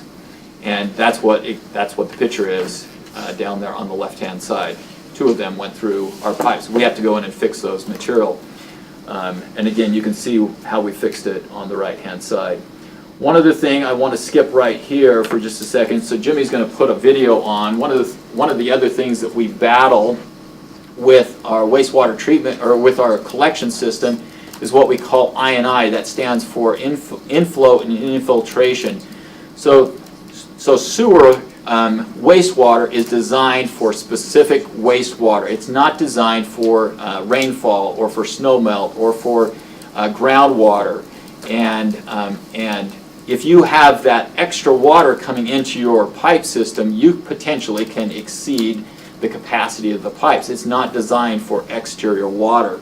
So it's only supposed to be taking in things that are coming from homes, from the laterals, from when you flush your toilet or when you're taking a shower. So this is a really good example. This is up on near University Parkway, and this is one of the areas where we have lots of I&I. This is a joint between two pipes, and it's leaking groundwater from the outside. And you can see the volume coming in there, and if every single joint in the system has that much water, we're going to exceed the capacity of our pipe and our treatment plant. That water ends up at our treatment plant also, and it actually makes Mark's job harder. So we talk about the strength. This is kind of a little bit of a funny term, I know, but we talk about the strength of our waste system. And we actually prefer to have really strong waste because it actually makes Mark's job easier to treat it. When we have diluted or weak strength waste streams, which is exactly what I&I does to it, it actually harms our treatment process. It actually takes more money, more manpower, so we're actually wasting money at the treatment plant by trying to treat diluted water. And so we have to go in and line those pipes. Mark or Dave, anybody want to add anything to that? No, I mean, this is that repaired pipe where all the water was gushing in. And so, you can see that it's obviously, does its job well.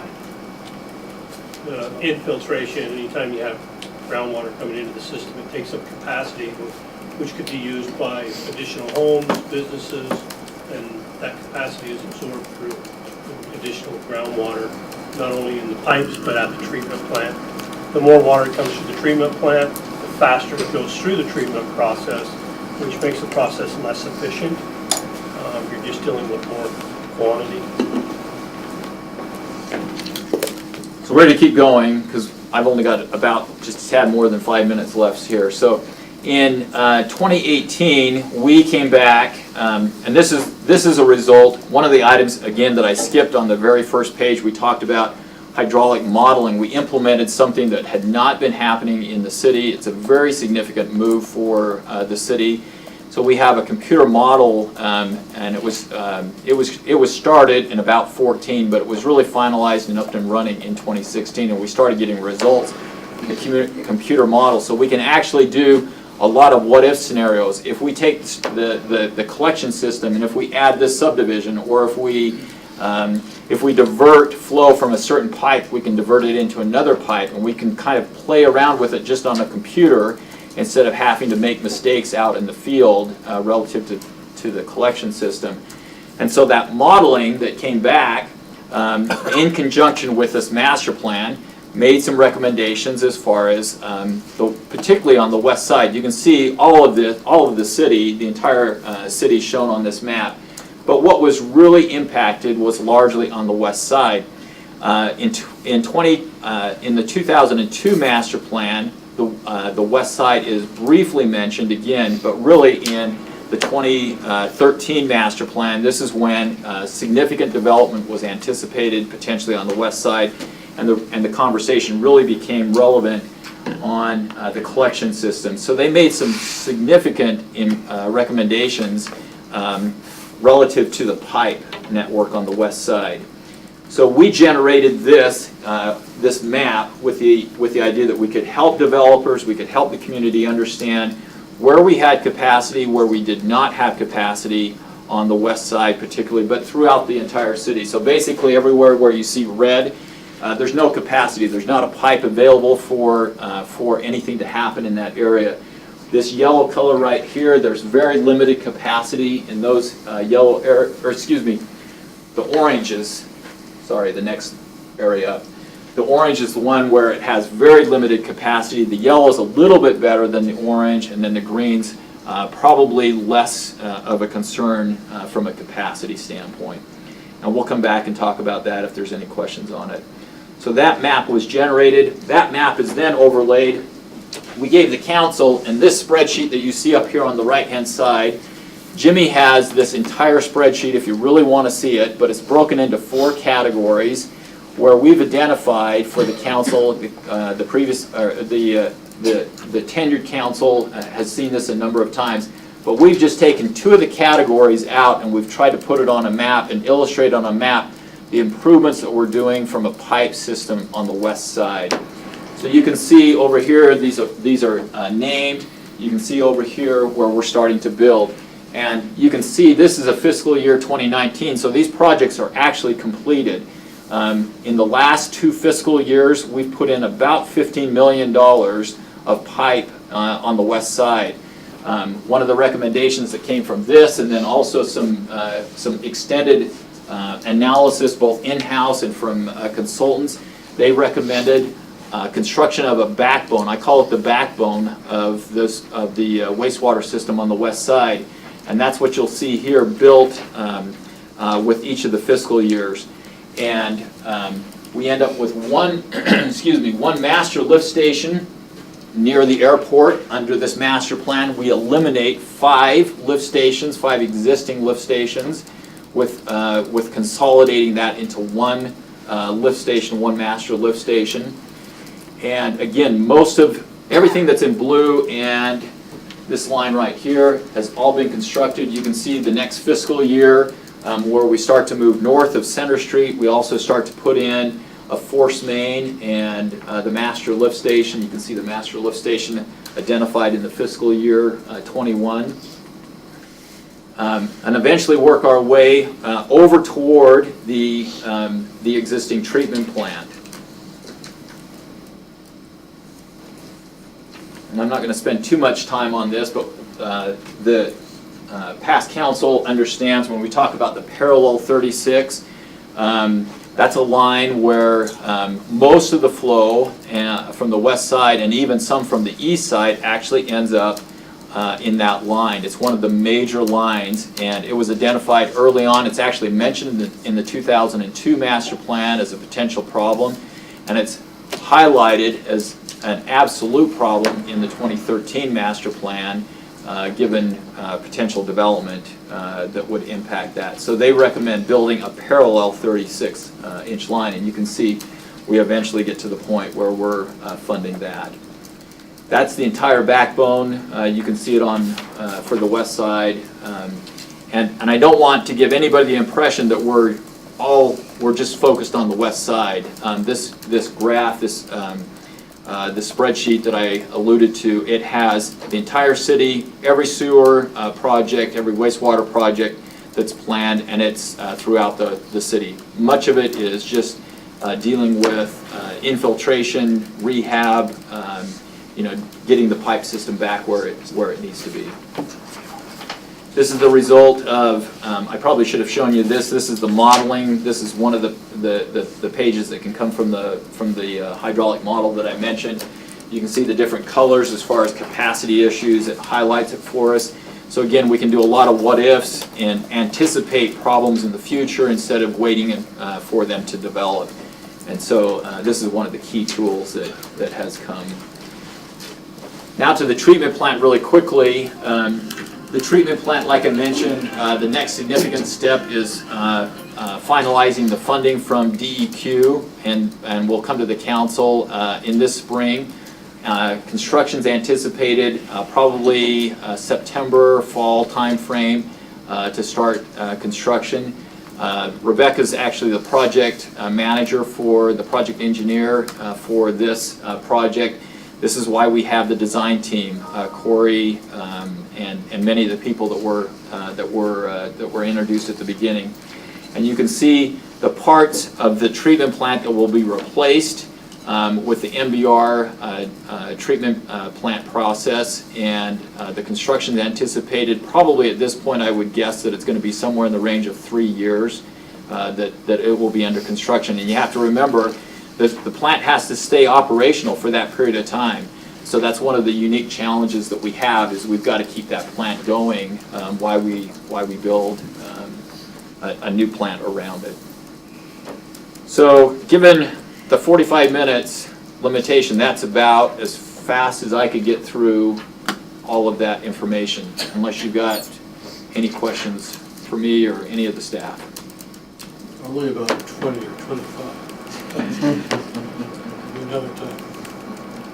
Yeah, and we anticipate, Cliff and I actually talked about, is there a potential need for a separate meeting just on, just to catch the council members up, let them ask some questions, and once you hear on the water side, there may be a real need for just some kind of a retreat or something like that, where you get a chance just to ask a bunch of questions, because it will generate not just on the wastewater side, but when we have a conversation about water, I almost guarantee it'll generate some questions. So. Thank you very much. Appreciate it. Thank you. It's a lot of information. So I am just trying to reconcile a little bit, a couple different schedules. This one shows visioning 15 minutes. This one shows it as 30. I believe it's going to be 30. I have this one showing that, this one shows right now that we're about 10 minutes behind, I think. Yeah. Okay. So. We had tentatively scheduled a 5-minute break. Do you feel like we should do that, or do you want to power through? Any desperate looks of we need a break, so let's move on to the next item, which is a discussion regarding past council goals and objectives. This is scheduled for 20 minutes. I will try to trim that down because I'll be presenting. And we could pull up that first website. Yeah, perfect. Thank you. All right. I sent out an email, and I think to clarify that that was not in the violation of an Open Meetings Act, just with some of this information. But I figured this would be a good time if there's any questions, we can kind of walk through it and just make sure we're all on the same page as we launch this new council and this new year. Basically, I wanted to kind of review what efforts the community, the city, the government has previously undertaken to set out a vision. What kind of planning have we done? What kind of visioning have we done? What have past councils done? And just to try to inform and help us make our plans for the time that we're going to do. So the first thing I wanted to touch on is a community vision statement. And one thing I thought was interesting is we've had Envision Utah in, as we've had different groups come in to present to us, they have commented that they feel that we're ahead of 80% of the other communities across the country because we have already gone through and defined the values of our community and how much that's helpful in guiding our decisions. So this is the community vision statement within our general plan. So the state required official planning and vision document for the city, and this was originally developed in the Vision 2030 effort, and I was not a part of that, but others here, I know Wayne was a part of that, and so can fill in some of the detail on that. But this was quite a substantial effort. I believe there were 7 subcommittees. It was more like 13. I think we had 170 residents that were involved, members of those groups. Months of work discussing, what do we see as the values of our community, and so this was created. It was originally part of 2030. In the years after that, there were, any time there was conflict between the general plan, which is kind of that state mandated one, and Vision 2030, which was this great community effort. Which one should we be guided by, particularly when there were conflict? And so I think at the bottom of this page, you don't have to go down to it, but I think it says that this was formally adopted May or April of last year by the council, and it was part of our effort to reconcile between Vision 2030, the general plan. We didn't do a lot of updating of the general plan other than to bring it into alignment, but there were a few pieces here and there. But it was done at a fairly high level. There are parts of the general plan that probably have not been updated in 20, 25 years, but this is fairly recent. Let's go back up to the top. So that committee, or those committees, developed this list and talks about, as Provo, we see ourselves as an inspiring place to live, learn, work, and play. We value, I won't read all of it, hopefully you've had the opportunity to go through it. If not, it's in the general plan, so right up front in the general plan. Goes through these different things that we value and support, and then there's another section where it actually dives into it a little bit. So the first core value is family, and it says that we value a strong sense of family and personal relationships, our legacy to future generation, and our children. So again, developed by this this other group. The last council adopted it in May, made it part of the general plan. 4 years ago, when I joined the council, there was some discussion like, well, hey, do we want to make changes to this? And I think it was wisely recommended that if we wanted to make changes to something like this, we probably should repeat the same kind of effort that went into developing this in the first place. And I think there's a lot of wisdom in that, just from a community leadership perspective. That said, it is part of the general plan, which the council controls, and so that is within our role and responsibility. So, Provo core values. If you'll go to the next link, that council looked at these, were informed by these, and said, okay, what do we want to create as the prism through which we view the items that come before us? How do we value, how do we weigh out, make these value judgments and these judgment calls as we're making decisions as a council? And from those, I think, 8 kind of core values, we distilled them down to 4. The 4 are, we want a vibrant community. And these are very general, very broad, and deliberately so. We want a vibrant community. And vibrant can mean different things. A community can mean different things. And a vibrant downtown may look very different than a vibrant neighborhood. The second is a healthy environment. And again, healthy can refer to different things. Environment can refer to different things. We could be talking about our air quality, but we could also be talking about the safety of our sidewalks. So, broad things. The third one is a thriving commerce. We need commerce to meet our daily needs. We also need employment to provide for ourselves. So thriving commerce, and then responsible government. It's, again, broad terms, but we're talking about fiscal responsibility. We're talking about transparency. We're talking about responsiveness. All of those good things. So that's what the council in 2016 kind of settled on, and kind of became the framework on which to build our efforts. At that time, we selected 9 priorities, and from those 9 priorities, and in 2017, we decided to continue all of those, and we created committees. We kind of structure ourselves around those priorities, and got to work on many of them. Some of them really didn't go anywhere. Others we got into, and the outcome was different than we expected going into the process. Others we completed those efforts. In 2018, so 2 years ago, we discussed them in depth again and dropped that down to 5.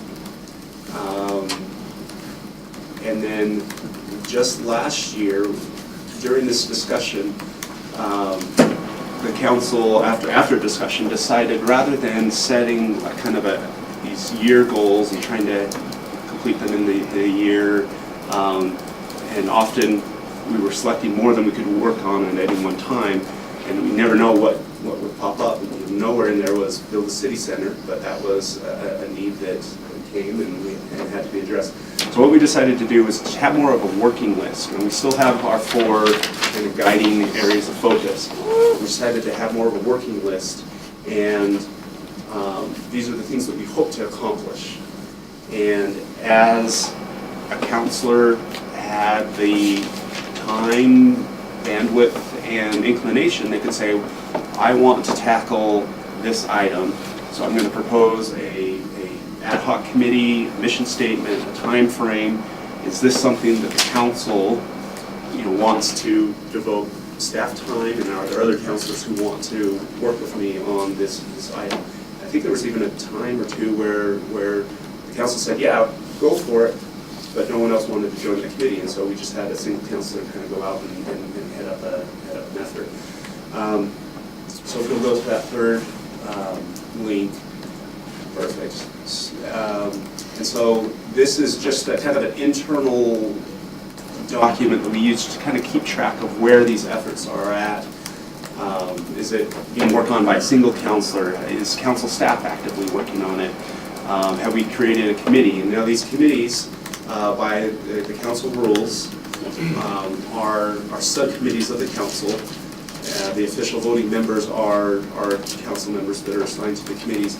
But we have extensively, and in different committees have reached out differently, but we have brought in experts from the community. In particular, we have a very close relationship, working relationship with the administration. The second one down, the Joaquin Parking Policy Committee. I'm on that, and I work with the Provo's parking coordinator. We're working with parking enforcement. I mean, we really appreciated the great support that we've received from the administration to work on these committees so we can find solutions that meet our policy objectives as well as the workable solutions that the administration can implement. And really good working relationship there. So you can kind of see the council issues. Those are mostly were active. And on the far right, you can see the latest update where we were at with those.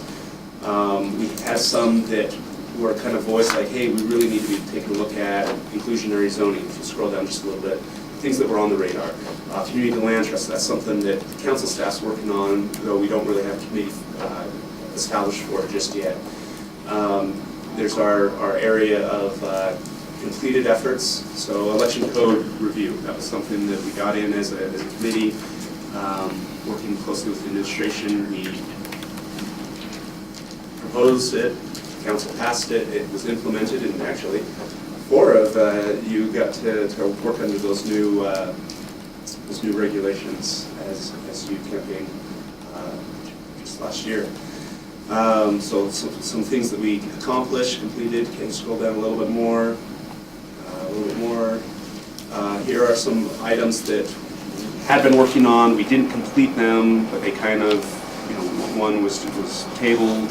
Another couple, we just felt like we needed to come back to revisit a little bit later. And scroll down. Is there anything? I guess that's the end. So that's how we decided to do this last year. But really, everything I've talked about is within the purview of the council, and the council can decide what makes sense moving forward. And but I recommend that we take some time in January and we talk about what are things that we want to accomplish, what are the things what are the issues that are important to us that we want to address. And probably send it to leadership as well as I think we're going to be updating some of this. I guess the one other aspect here is committees and liaisons to different boards and commissions. I think that's also something that probably want to kind of funnel preferences and whatnot to leadership, and then ask leadership to kind of pull something together to propose back to the council, and I would hope that we could vote on it at our next meeting. So that's kind of crash course on what we've done in the past and whatnot. Any questions? Okay. Can you scroll back up to the top for a second? I'm just curious if it would be helpful. I know Dave Sewell is pretty keen on continuing his work on the signs. I know Dave and I also are pretty keen on continuing our work on foothills protection. I'm assuming you're pretty keen on continuing parking. I think we're getting close. I absolutely want to. I'm sort of thinking of those 3 things at least in that list there that I know have a bit of good momentum and maybe even some urgency to, I know at least for the foothills thing, there's actually quite a bit of urgency because we had a opening of a potential change in the ordinance, and I think we had a 6 6-month window. So there's a few months left in that, and so there might be issues like that are very current and probably need to hit the ground running very quickly, but may sort of resolve themselves also in a shorter term time frame than some of the other ones. And of course, I know many of you new counselors have new ideas and concerns that. So anyway, I'm just sort of thinking in terms of thinking about things that are short term, longer term projects as you make your decisions about where you want to allocate your time. But I know that at least for me, I know that foothills protection thing feels to me like I've got a short window to sort of move that through, and would love some help. What is the 6-month about? That so it started out as a committee that was really responding to the gravel pit mining problem that emerged at the mouth of Provo Canyon, and we were trying to figure out how we could prevent something like that from happening again, because there seemed to be some loopholes and some enforcement issues that maybe needed to be tightened, which we did. We passed some legislation about that, but in the course of having that conversation, we felt that we needed to be thinking broadly, actually almost right from the very beginning, and that's why we called it the Foothills Protection. We thought we wanted to think about the entire foothills area. We didn't feel confident that we had sufficient. Foothills, you don't mean just the neighborhood, you mean foothills from Correct. Provo Canyon down to Slate. I mean, geographical reference to the entire foothills area along the mountains. We just felt, as we looked at other ordinances in other areas of the state, that maybe we didn't have sufficient protections there. We didn't have very clear guidelines, and so that's what we've been looking at. And the 6 months pertains to what? You want to explain that? Ryan, can I answer that question? Let me answer that question, because I think that's actually a great training opportunity for all the new counselors if they're not aware of it. So there is a rule that established by city ordinance called the pending legislation rule. Once a proposed legislative change to a land use ordinance hits the planning commission agenda and is publicly noticed, any applicant who would be affected by that change over the next 6 months has to either agree to abide by it, even if it's not passed yet, or wait until a decision is reached as to whether it's going to be implemented and then abide by it. If the 6 months, unless the 6 months goes by without the change being implemented. Okay, so it's a way of kind of freezing land use rights so that somebody can't come in, so that the city doesn't have to not spend the time to think about a potential change, because they have to get it on the books right now in order to prevent people from taking advantage of a loophole. So as soon as it hits the planning commission agenda, there's a 6-month period where new applicants would actually be bound by the new rule, even though it's not passed yet. Okay, so the freeze applies to developers. Right. And you've got how much time left? That's a good question. I think it's like March. That sounds right. March. Have you got a lot of comments on that? Or? Yes. So who has the lead on GRAMA? Well, I'm the chair of that committee, and Dave Sewell is on that committee, and Gary Winterton was on that committee. And as was explained earlier, we only have 3 on these subcommittees, so that it enables us to meet when we want without public notice. Sorry, I'm just standing because my legs are waiting for you to sit down before we move on to the next.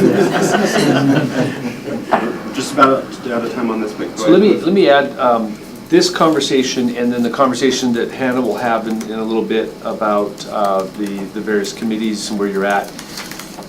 By the council handbook, it's technically up to the chair to assign you on what committees you're on.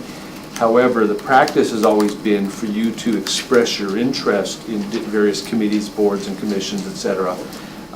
And generally, the council chair has put interested parties on committees they're interested in. So this will be an agenda item, the various committee assignments will be agenda item in 2 weeks. And so now is the time, maybe not in this meeting specifically, but over the next 2 weeks to express your interest in the various committees so that you can be assigned to them and get the right people on the right committees.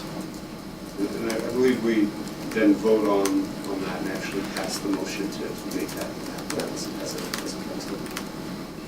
Yeah, thank you. I see Ms. Ralph with us, so we are going to, unless there's objection, we're going to postpone item 5 and hear item 6 first. This is a presentation. Are you ready? Or do you Yeah. need to- Where do I plug in my laptop? What type of input do you need? It's a, PC. You handle that? HDMI or? Yeah. Okay. So if I use HDMI, I'll use my sticks. So this is a presentation regarding the Utah Valley Chamber of Commerce's Valley Vision Project. Ms. Rhoda Ralph, who is the president and CEO of Utah Valley Chamber of Commerce, will be presenting to Does us. it have HDMI? It looks like, oh, it's a USB-C. But I have a, Do you have an adapter? Yes.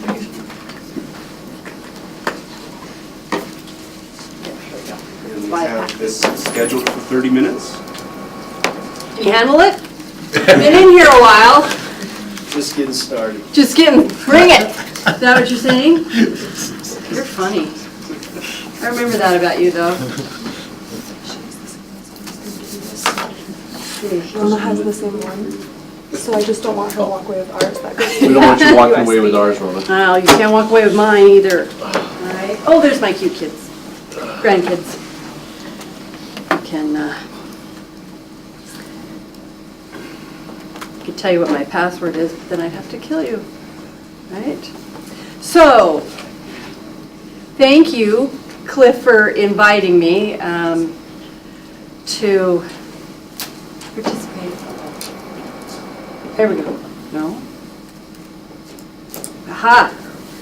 To fill you in on what the Utah Valley Chamber and all of our partners have been working on this last couple of years. March will be 2 years that we launched Valley Visioning. And because we know growth is coming, right? Whether we want it or ready or not, it's coming and it's change. It's what's we know we have to be prepared for, and the growth is going to impact every bit of our world, from our education to our planning to our housing, traffic, clean air, water, open space, all that good stuff. You've probably seen this graph many a time that Natalie Gochner with the Kempsey Gardner has put out, showing what the anticipated growth is for Utah County. And that 85% of that growth is coming from us, our children, our grandchildren, our whatever. Yes, sir? I apologize, I won't interrupt you much, but can we go back to that last graph? This one? Just yes. You look at that and it's shocking because, oh boy, look how much more growth we have in the coming years than we've had in the past, right? But if you take that scale, you just drop off the future and you scale that up, it would still have the same shape. And if you dropped off, so if you said, what did it look like in the 1950s? Well, it's always looked like this. Right. Sometimes we say, oh, well, we've got all this great, all this growth coming, what are we going to do? We've always been growing. Growth itself. Yeah. But now we're going to be going from 500,000-600,000 to 1.6, 1.5 million. And that, yeah, you're right. Your land mass hasn't changed. The growth. Yeah. And No the change in land, mass. thank you, Wayne, yeah, the land mass has not changed. And like 1/6 of the county lives in our city. Yeah. Yeah. But this message is going to go to all of the cities. It has been going to all of the cities because we're in it together. We're in the county together, and that was what we were. One of the objectives that we were working with was in this growth, and the challenges that it brings about is that we all have individual cities, and we do not want to have all of the cities look the same. We want to protect the individual coolness of Provo and the coolness of Spanish Fork and not become one generic county. And as you all know, in change, there's champions and there are resistors. Resistors, it's not gonna happen, they put the head in the sand. Then you have the NIMBYs. I know you all know what NIMBY stands for. Then there's another group that just, somebody else will take care of it, they'll just ride along with it. Then we have champions that want to be solution focused, they want to volunteer, they want to get involved, and appreciate that it's a county-wide focus instead of a single narrow-wide problem that we're working on. And so as a chamber, the Utah Valley Chamber, like I said 2 years ago, said there's got to be some leadership to bring about a unified change, a unified planning for our growth that is coming. And so we, 2 years ago, embarked on what we're calling Valley Visioning. We've engaged public policy folks, the elected officials, government folks, and the community to work together to define and work out this plan for our growth.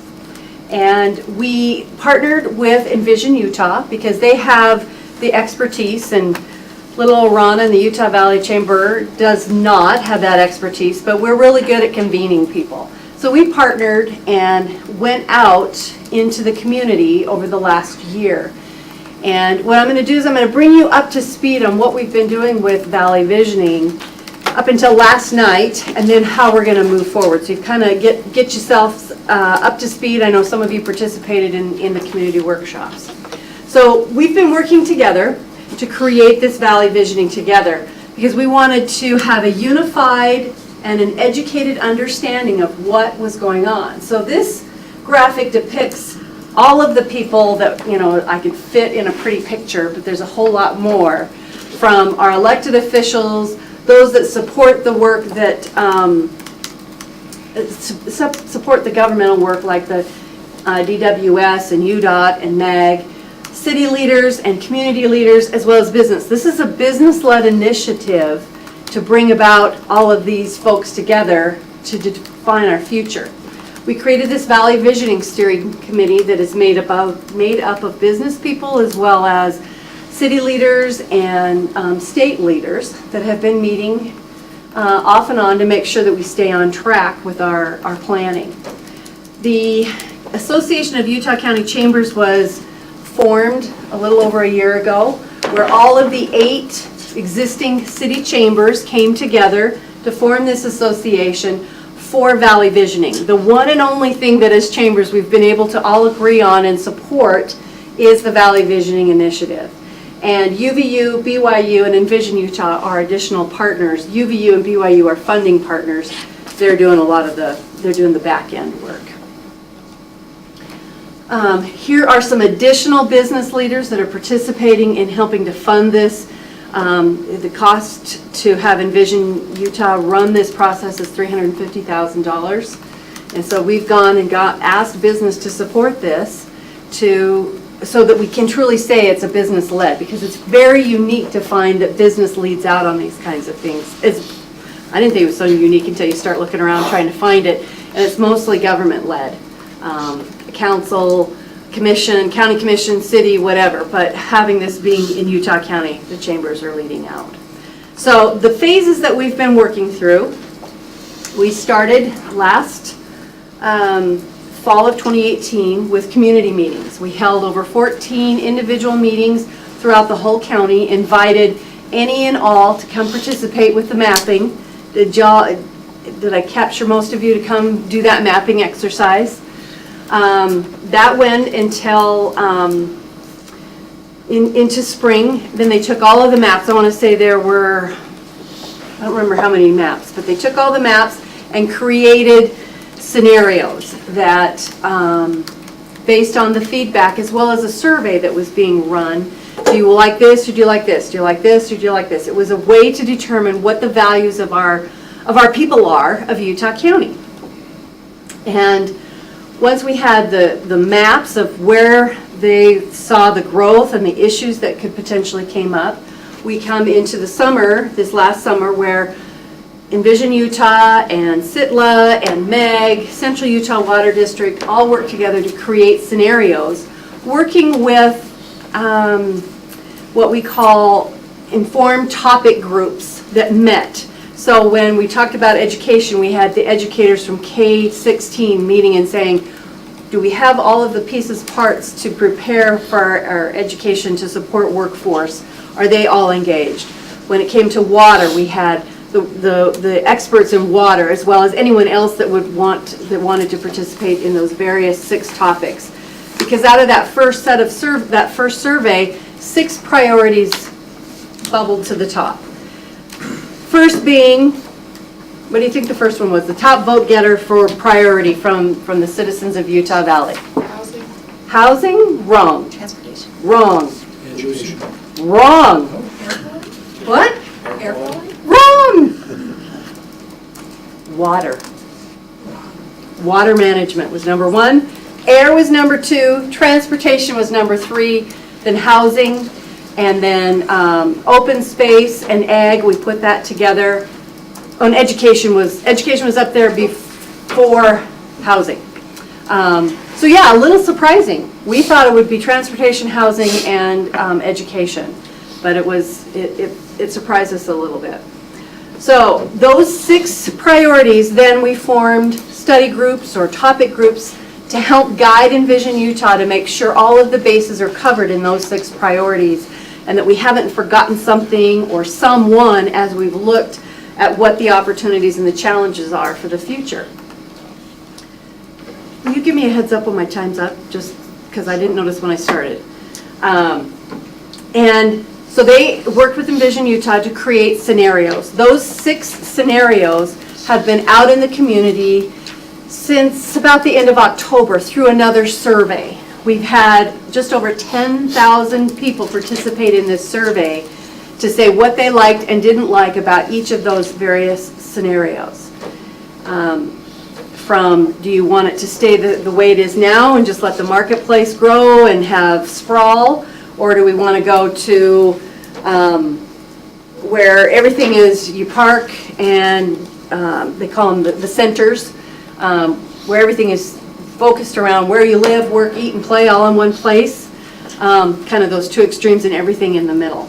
And they've been voting, and so we'll get to see what those results will look like. We closed that survey last night at midnight, and we'll start working to ferret out that information. I should say I don't have Envision in my pocket, Envision Utah in my pocket, but Envision Utah will be working through that data to provide us their recommendations. And then, oh, I have all this good stuff here. Here's where the mapping, so those that weren't able to participate, you can see what they were given as an opportunity to map. And then after the first set of surveys, this is where the folks that participated said where they would put the growth. You can see they didn't put it all on Eagle Mountain, but they kind of spread it out. Which we said, are you sure that's what they said? We pushed back because we thought for sure they'd put it all out into West Mountain. But most of it's spread throughout the whole county versus shoving it all to the west. Here are the 6 priority groups that I mentioned. Phase 2 is what we just wrapped up. These are some of the public workshops that we had after the scenarios were released so that we could walk everyone through those scenarios, another 6 or 7 of those. They were fairly well attended. Yeah, that is you. Voting. And this is the survey that just wrapped up. When I put this together for the city managers, what was that, second week in December, we were at 7,000, and we just cleared the 10,000 last night. So you may have seen the media campaign encouraging the community to get involved and go take the survey. Of those 3, here's a fun little one. Who do you think outpolled the most? Who got them people to take the survey? Who are you pointing at? Astrid. Astrid? Yeah. Y'all agree? You're right. The governor outpolled when they did a statewide one, but Astrid even beat Pope. So I think that's great, but don't tell her that yet. She doesn't know that yet. So that brings us up to date. Because, like I said, last night the survey closed. Envision Utah and those 6 working groups are going to get back together and analyze the data.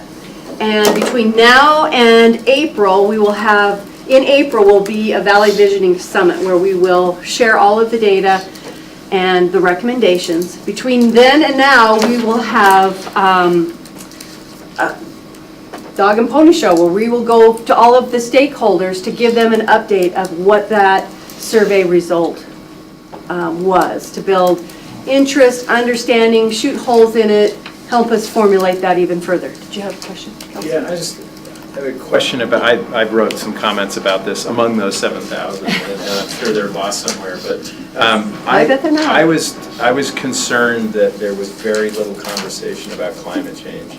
And I know that air quality and water issues and transportation pertain to that.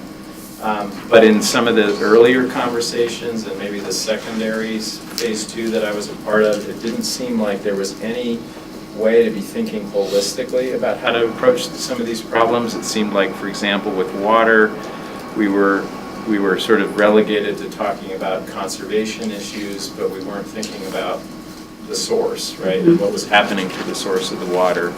So I'm just wondering if there's, and I don't know if that was just a function of, you're just randomly polling people and asking them what's on their minds, and I'm very well aware, because I work on this all the time, that that's not on the minds of most people in this valley. You're right. And it should be, but it's not. And so if you're sort of polling people about what's on their minds, and then you're building your vision on the basis of that, my only concern was that it seemed like, and I'm sure there's other issues, I don't want to sound like, it's my pet Healthcare is issue another that one. Hey, people how are come paying healthcare attention wasn't to. on there? Yeah. But yeah, I mean, there might be other things that people just aren't thinking about that actually are pretty big. And so what's the counterweight to that, so that this doesn't just end up being shaped by people's predilections and fears or preferences, rather than what's actually going to be the best thing for the whole valley?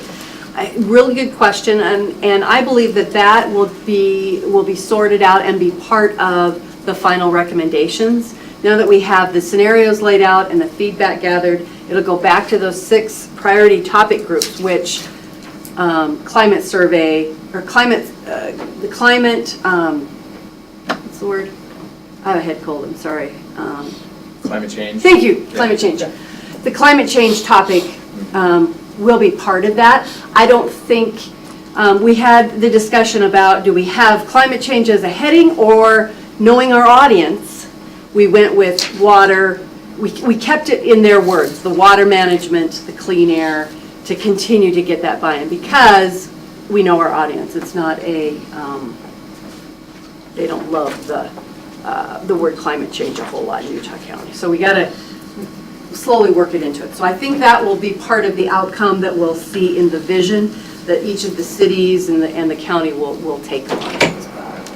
Just to also kind of add to that, that's part of why we had these 6 expertise working groups that came together and balanced out the public opinion. They brought together the professional perspective and refined the public opinion, and then presented their opinions with the expertise behind it.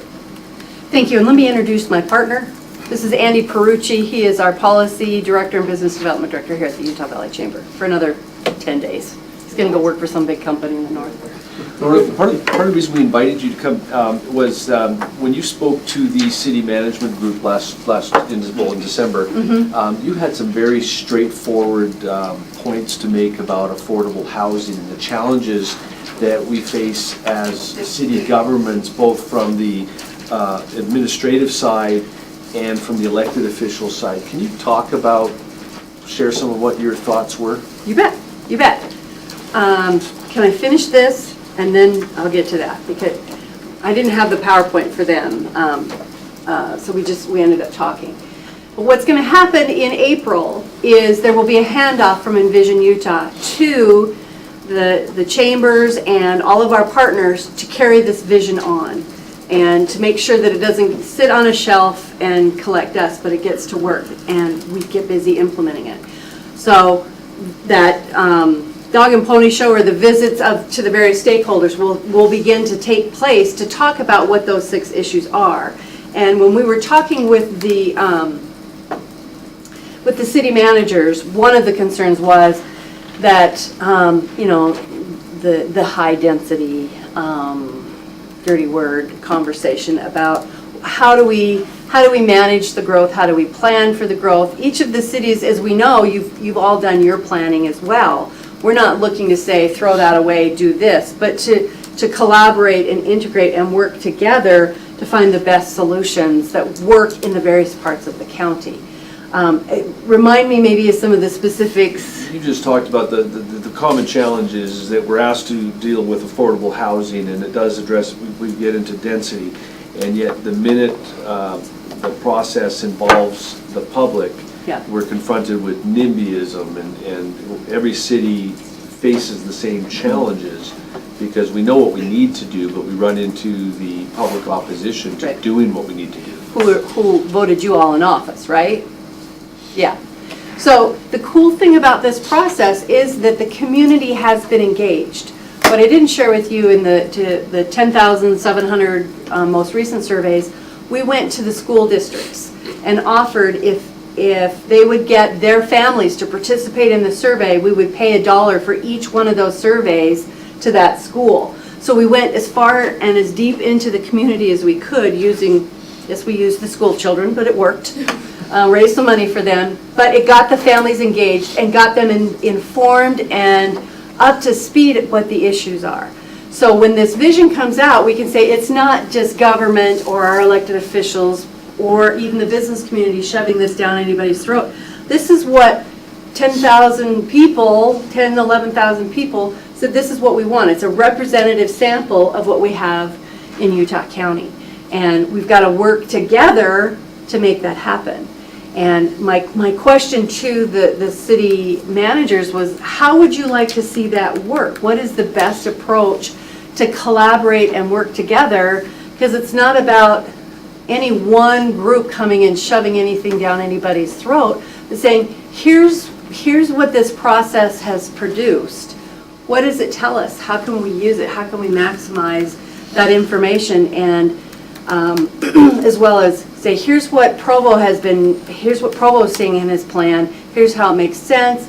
That's interesting. What could we do to support that? Or we have different I mean, it's collaborative. It's not a you will do or we will beat you up kind of thing in the back alley, but it's collaborative, and that's what we want it to continue to move on after the handoff comes from Envision Utah. Does that help what you're, tell me if I'm... Well, I think the challenge that we face is that we all understand the problem. We all want our children to live nearby, but when it comes down from the general to the neighborhood level, that's where we run into all the conflict. Yeah. And it's a frustration for the professional staff who are being asked to solve these problems, but when we actually get into, when we get on the ground and we actually have to approve it, we run into a lot of opposition, and that's going to always be a challenge for the council to deal with. What would help you, Shannon? I'm not answering that question. I have a different question. Is that okay? Yep. There was a slide where you had a list of all the people who were involved. The steering committee? Yeah. Towards the beginning. Yeah. While you're flipping through that, let me just mention that we're about 5 minutes out, so okay. you want to use those great, thank you. So, do you know of this steering committee, what percentage is female? No, I don't. What about in the surveys? Do you know what percentage was responded to by women? I don't know right now, but I will know. Okay. Because we gathered demographic detail, right? Yeah. My concern is that we're planning for the future of this awesome valley, but we're only gathered data to represent, one gender. And where we have 50-50 in this county, it would be great if we could have really strong representation for women on these boards and in the surveys. So recently I was looking at the general plan for Woods Cross, and they had 11 men on their steering committee and 2 women. But that's not the ratio in Woods Cross of men to women. So my hope is that we can really look at those statistics and make sure that we're accounting for 50% of the population of this county. Obviously count 7 46 names. You count 5? I got at least 8 women on there. 7 out of 36. I don't know some of the mayors by last name, so. Yeah, so that's... Yeah. Well, and I think your point is valid, and I think we will see that percentage in the survey that actually participated and helped form the vision. This group came from those that have put the money in it and have the elected official title to be engaged with that. So yeah, you're right. And I'll be honest, the leadership of women in business isn't 50-50 by any means, which Right. you know that. Right. So, But we're not just planning for business. no, I know, but these guys funded it, I gotta take care of them, Right. right? So, but the survey pieces I think I know will be more balanced. And I'm hoping they'll be the family piece because of going deep into the schools. We'll see. I'll have more details, but like I said, we closed it last night. Thanks. Good question. So my purpose was to do two things. Bring you up to speed is what we've been up to and where we plan to move forward. We will, I'll be back with more detail to share with you what the final results of those scenarios look like and what the potential ramifications of that are. And then we can talk about how does that mesh with what Provo's already planned and looking to. MAG is heavily involved. MAG, UDOT, CITLA, Central Utah Water District, all those folks, the experts in all of those particular issues. So if you have questions or others are talking about it and you don't have answers, send them my way. I'm happy to talk. I can't fix or solve unless I know what the issues are and to meet with them. Okay? Thank you very much. Thank you for coming down. Thank you for presenting that. It's very helpful. More to come. So just because we might have 1 minute, I do have a question. So the priorities, in the beginning you asked us some questions. What do you think was most important? And I think sometimes with surveys like this, they can get a little off track because if they're prompted results, they can be different than unprompted. So for example, if you ask Americans what's most important, they're going to say, oh, economic, job security. But if you list out, various things and you make national defense, job security, they're going to say national defense is most important. But it might not reflect what's actually top of mind for them all the time. I'm just kind of curious. Maybe it's a good thing you prompted the results and water came up because that is really important. Well, just kind of curious. the other thing is we relied heavily on Envision Utah's 20 years of expertise in conducting these kinds of surveys. And I know that R.A. Bruning, he said, you can sway however you want based on what you put in a list or you don't put in a list. And he was surprised that water came to the top, but he says it was on the list. If it wasn't on the list, it wouldn't have been on the top. Right. So, yeah, you're right, but I only have Envision Utah to go with, and I'm all in with Envision Utah, and It sounds like it's a good thing that they were prompted responses. Yeah. And Envision Utah has been doing this all over the country in various communities, and they are the point of the Mountain Commission staff as well, so their data mesh as well with what we've got going on here too. So, thank you. Holler if you need anything in between. Thank you very much. Thanks. Item 5 is a presentation regarding the progress of the council ad hoc committees. We touched on this maybe a tad in 2 items ago, but we have 15 minutes set aside, and Jim's going to walk us through this just to give incoming council members, and I guess all of us, anyone who hasn't been serving on the committees, just an update on progress. So, Hannah, take it away. You got 15. Okay, so my voice is coming and going. If it breaks, I'm just really, really passionate about committees. But seriously though, I actually really enjoy the committee work with the council. I think that's where you get a lot of the on-the-ground policy research and progress that you can then bring back to the council as a whole to become good policy. So this is the wheels to the dirt sort of work that you'll be doing as a council. And we've gone over some of the basics in your initial new council orientation. But just 2 things to keep in mind as I go over. This is going to be a pretty high level, so feel free to ask more questions later. John will be taking half the committees as a facilitator for them. I'll be taking the other half. That should be noted in that packet that you got in your new member orientation and who's who. But I'm also happy to answer any questions filling in for Bryce if you have questions about past committee work before you get engaged in any of them. The other is to think about what interests you. If any of these policies sound interesting to you or if you have others you'd like to suggest, in the next work meeting on the 21st, we'll actually talk a little bit more about the specific assignments. Cliff brought that up. and so did Councilor Hanley. So just echoing what they said.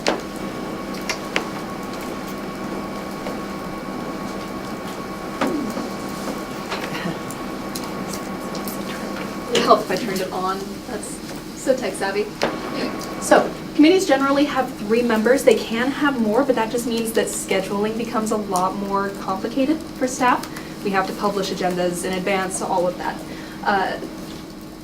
That's because of the Open Public Meeting Act we talked about earlier. It's not very uncommon for committees to meet together. We had a joint zoning and joint housing meeting to discuss short-term rentals that we just noticed as an open and public meetings and move forward from there. So it's not a problem at all. Just know that it does slow the wheels down a little bit with your committee. The committee or the council members, the 3 on the committee, are the only voting members of the committee. But if the council chair and the rest of the council determine otherwise at the formation of the council, the other members, or the committee, sorry, those other committee members can vote as well. The council, as I mentioned, will discuss on the 21st specific assignments, so voice to the council leadership your preferences. The committee chair, chosen again by the council and the chair, will set the agenda for each meeting. They'll work with the policy analysts to get the agenda set together. Often it's determined in the meeting beforehand, just with rollover topics. And then it will be shared out in advance of the committee meeting. These are just some basics. The committees then bring all of their proposals back to the council. They go through planning commission if it's a land use item, and then back to the council, or straight to a council vote, depending on the requirements for different policy, depending on what you're putting forward. So there are some standing committees, and there's a committee of the whole we talked about earlier, but the ad hoc regularly meeting committees right now are housing, which is, as with zoning, almost more of a standing committee. The tone of all of these is very different, very much set by the chair and the participants, by the way, as well. If you have any questions about that, I'd be happy to talk more about that later, too. Housing, zoning compliance, which has been on a bit of a hiatus as staff have been doing some more research, but should be gearing up again pretty soon.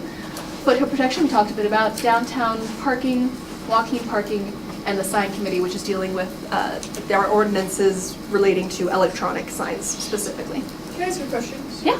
Why, my understanding is that the zoning compliance committee is focused on code enforcement.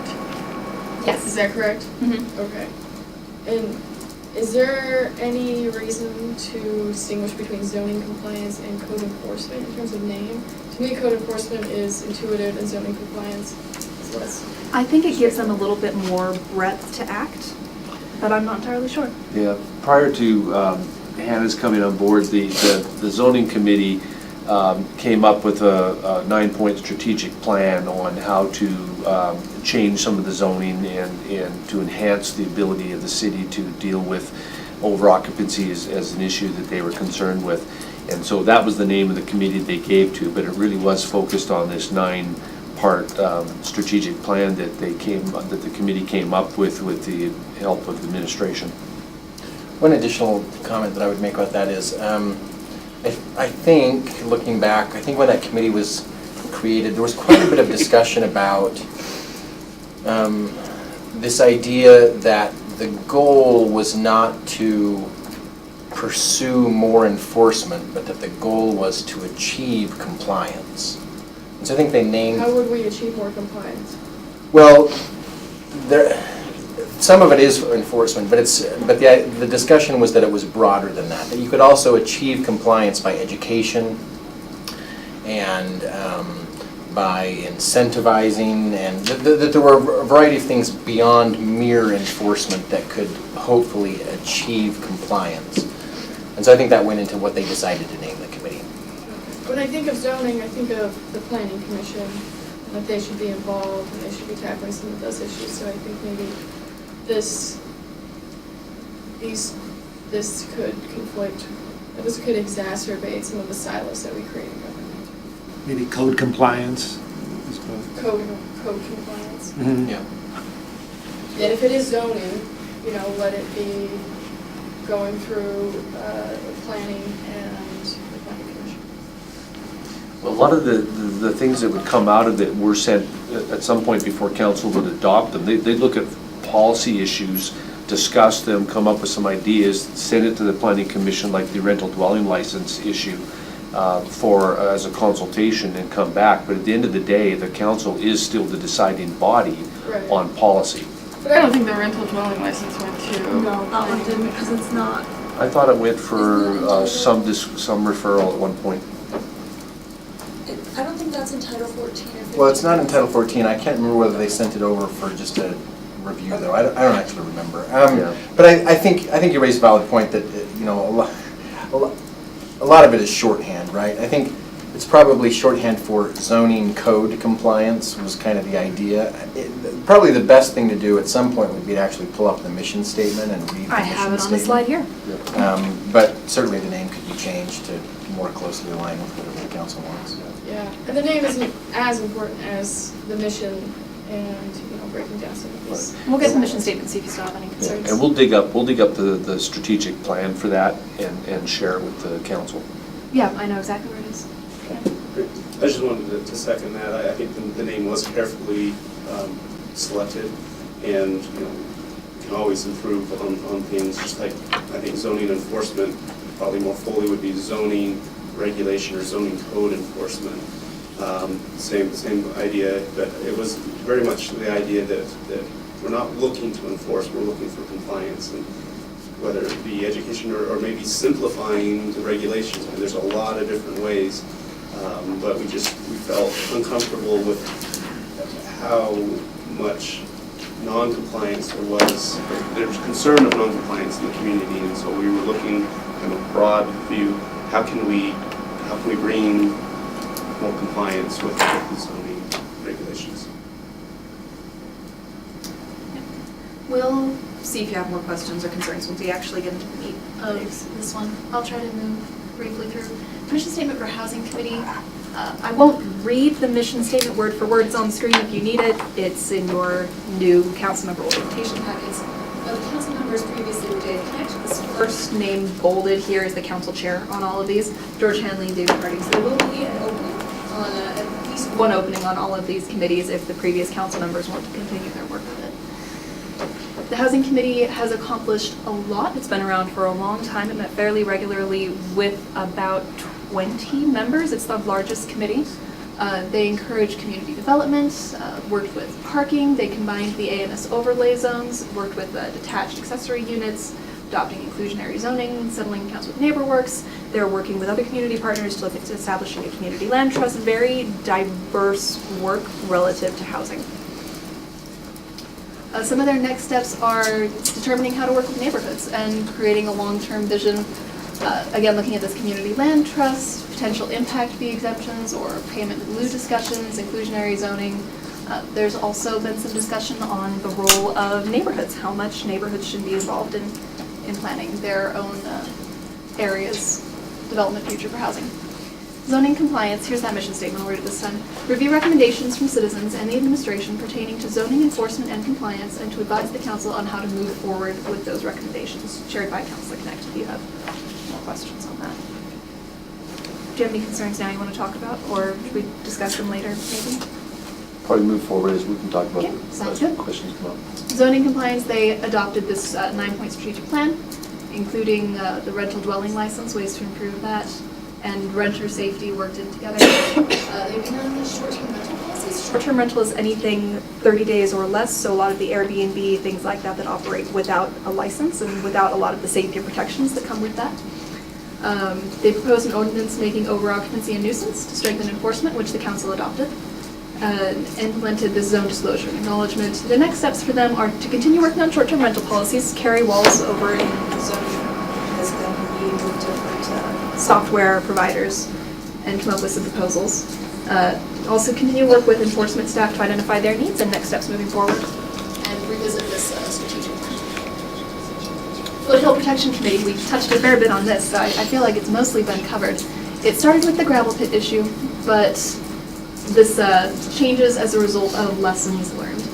There's the report on the gravel pit that they reviewed, and proposals were made from there. These proactive protections. One of those that the committee is looking at is in Salt Lake County, they have a FCOS FCOZ Foothill Canyons overlay zone that is an overlay zone for sensitive areas that would give them additional environmental and aesthetic protections. So city staff are looking at options for that. Downtown Parking Committee is looking at parking in downtown. We found some of our garages weren't necessarily fulfilling the purposes that we'd hoped. That's chaired by David Harding, looking at how to address our current assets and how to make those more useful to the community. They've drafted their mission statement and vision. This is a newer committee, but they've moved really fast and done a lot of really good work. They've met with software vendors. They also toured different cities to see how they manage their parking. The next steps for them are to select a vendor of the presentations that they've heard and then draft a comprehensive plan. They've got some of the pieces in place though. The Walking Parking Committee, a fair number of you have heard the larger discussions, and the others will in the next coming week or two. The walking neighborhood came to the council and said, we need some sort of way to manage our parking. It's not safe. The committee has renewed efforts that were begun in 1967. There have been talks about a walking parking program since 1967. Begun again in 2007, but they didn't end up producing anything that the public could use. They've held focus groups, they've toured different cities, they've drafted management proposals, they've met with stakeholders and shareholders from a broad range of the community. The next step is to refine the program proposal, especially the cost aspect, get approval from administration, key departments, and the walking neighborhood. The neighborhood chair is already very much on board, but we need to pull the residents in as well. And take final legislative council action by no later than March 31st. We want to make sure that students have the opportunity to weigh in before they would go home for the summer, so that we're not passing something that would so directly affect them while so many of them aren't here. The sign committee, which is really, again, shorthand, it's sort of an electronic sign ordinance committee, chaired by Gary Winterton. They have looked at signs, electronic signs and safety, the impact on driver and pedestrian safety, the impact on businesses. They proposed an ordinance that would clarify areas where electronic signs are not permitted. Already the intent of the code was that they were not permitted in agricultural or residential zones, but they proposed language that would more specifically clarify that. They also proposed an ordinance clarifying sign size limits for electronic signs. That should be coming to the council after Planning Commission, I think, is hearing it tomorrow. Next steps, they wanted to address hold times. That's how long an electronic sign holds a single image before it changes over to the next image. And buffer zones, areas between signs areas where signs are not allowed and areas where they are allowed should, in some cities, have a buffer zone. Provo doesn't currently have anything like that, and the committee has not determined whether or not that's something that we would like to see in Provo. There has been some council discussion on this. It seems like it's a very passionate public safety topic for a lot of people. So there's a lot still to be done on the sign committee. We've got just a minute or two. Do you have any questions about committees now? Let me just throw out a couple thoughts. The Housing Committee has, I believe it started as an ad hoc. I think it kind of morphed into a standing, and then it was going to be going back to an ad hoc, but it has morphed, in my opinion, to something that's functioning far more like a standard city board or commission. We have participants from stakeholders from a lot of different agencies, from Provo Housing Authority, from Neighbor Works, from rural housing. I mean, we have a lot of participants, kind of stakeholders from these different groups, and so it's a great opportunity for them to coordinate with the city, and get feedback from all of these people that would be directly affected by decisions that we're making. I'm not certain, like the best. I don't have a strong opinion, strong recommendation for people, but it's something I think we should take a look at. Do we want that to continue to be a council committee? Do we want to see if it's something that we want to put into code and make it an official city board, similar to like our transportation and mobility committee? Anyway, so that one, I think we should deserves a little thought on. Couple of thoughts for you. The board recently came together, or that committee came together as kind of a sounding group to identify some issues and try and come up with some strategies. When it came down to actually trying to put together policies, often that was handled by what they started calling the executive committee, which really was just the council members on that committee. And it probably would function well to still have that smaller group that just council members and reach out when they want to have some input from these various groups. It seemed to move faster when you brought it back down to the committee structure, to a smaller committee than the broader talking group. Yeah, I agree, and that, I think that's still, that group is valuable, and there may be value in creating a board commission that contains that, but then you might have to ask, what's the difference between that and, say, the planning committee? Anyway, there's a lot there to discuss. Or what's the difference between that and Provo City Housing Authority, right, which is a city-sanctioned board? Well, I thought they had a very particular mission, but anyway, I mean, I don't want to get into it now, I just want to bring to people's attention. The other thought is like the zoning compliance, like some next steps. One was to tackle short-term rentals. Short-term rentals is something that I have a lot of thoughts on, a lot of passion about. I would love to be on a committee that talks about that. But then there's other aspects of the zoning compliance I'd be happy to let other council members take. And so I really like, and it's up for discussion obviously from everyone, but I really liked that model of creating committees, ad hoc committees, specifically for one item with a deadline, with a very specific mission. And so I'd love to see, rather than asking another committee, a previously existing committee, to tackle short-term rentals, I'd rather see us create a short-term rental ad hoc committee and tackle that when we're ready to tackle that. That's something we can discuss on the 21st. Shovel assignments. Yeah. That's a very good idea to me, and I just want to mention there's one other committee that we have a little bit of a structural issue with. We used to have a neighborhood program council committee, and that's sort of been folded into the neighborhood advisory board. I believe in code now we're supposed to have 2 council members as part of that. So it's kind of that Netherland where it's not quite a council committee, but we have council members on it, so we need to kind of figure that out as well. I'd like to avoid redundancy where possible. So many of these committees touch land use, which is something that the Planning Commission deals with all the time, where housing is something that they're dealing with every time. I'd like to make sure that we're not siloed and that we're reducing redundancy, and that we're giving the Planning Commission an opportunity to plan and not just react.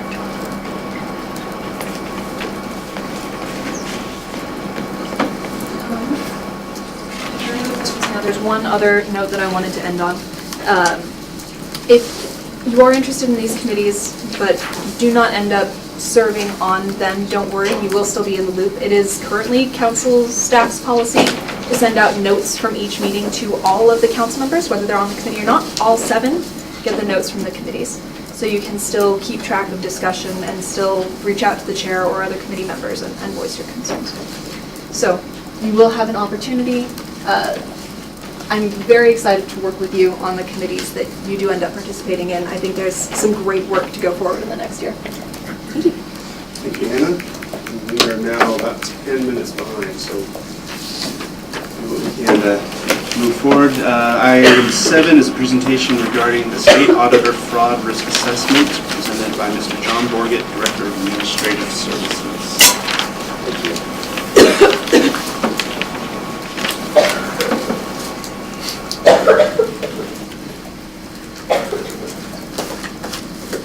Yes, I'm John Borgett, Director of Administrative Services. Welcome our new council members. I wanted to also introduce one of the areas that I oversee is finance.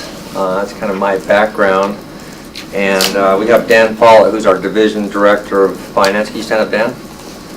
And then we also have David Mortensen, who's our Senior Accountant and our Budget Officer. So you'll be working with them, particularly as we get ready to start working on the budget and different things. But, so in April of 2019, this past year, the State Auditor's Office, they put out these bulletins periodically throughout the year on different topics, but this one was an implementation guide involving fraud. And they'd mentioned in the notice that went out that they've had over 20 cases where there have been complaints or concerns about different municipalities or governmental entities within the state that had fraud that was occurred or questions about internal controls, and so they decided that it was good to take a hard look at this, and they put out this guide. And part of this guide was a fraud risk questionnaire where you could go in and just do kind of an assessment on your own entity and see where there's some gaps, see how you score on this guide. And so as part of our annual audit, HPME, who's our independent auditors, and Jeff Miles, the partner, came in, and when they made the presentation to council in December with our comprehensive annual financial report, they thought it would be a good idea, and we agreed with them that we go through and do this assessment. And so we had mentioned that we'd come back in a future council meeting and thought there would be a great opportunity with the new council members to kind of go through and walk through the assessment that we did on Provo City or on our own organization. And so I've got, John, I think, do you have those 2 PDF files? There's the one that's there's one that's a questionnaire, and then the other one is, it should just be PDF. Do you have a copy of them? Let me just double check our history. We've got them. We'll pull them up in just a second. Okay. Well, while you're pulling that up, I would just mention that the first question that they asked on the questionnaire is, does the city have adequate basic separation of duties or mitigating controls as outlined in the attached questionnaire? Okay. And what's interesting is that the total score available on this assessment is about 370 points, and this one item is 200, and it is a pass-fail. Okay. So either you're meeting and doing all of these items that they've outlined, and if there's even one that you're missing, then you get a 0. Okay, well, we met together as a finance team, and Dan and David and a number of our other professionals. Yeah, so go ahead and just pull up the basic separation of duties first. That would be good. And these are the questions, and we went through each question, and as we looked at each of the items, Provo City's a pretty large city. We have a lot of different things going on in different departments, and we felt comfortable in some areas, but in other areas we felt like we needed to go out and ask hard questions and take a hard look at it before we could go ahead and give ourselves a score of 200.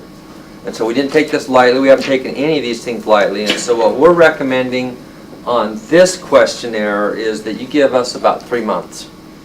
And we're going to go out and we're going to meet with each of the departments. And one of the issues, if we receive cash, if we do any of these types of things anywhere in the city, these issues need to be addressed. And so we've already started making some changes, but our goal is that we will go out and do it, and then if there's areas where we need to make a change, we'll make the change, and when we come back and make the report to council in about 3 months, we'll explain to you where we've made changes and let you know, and hopefully our goal and commitment is that we'll be able to come back with a score of 200.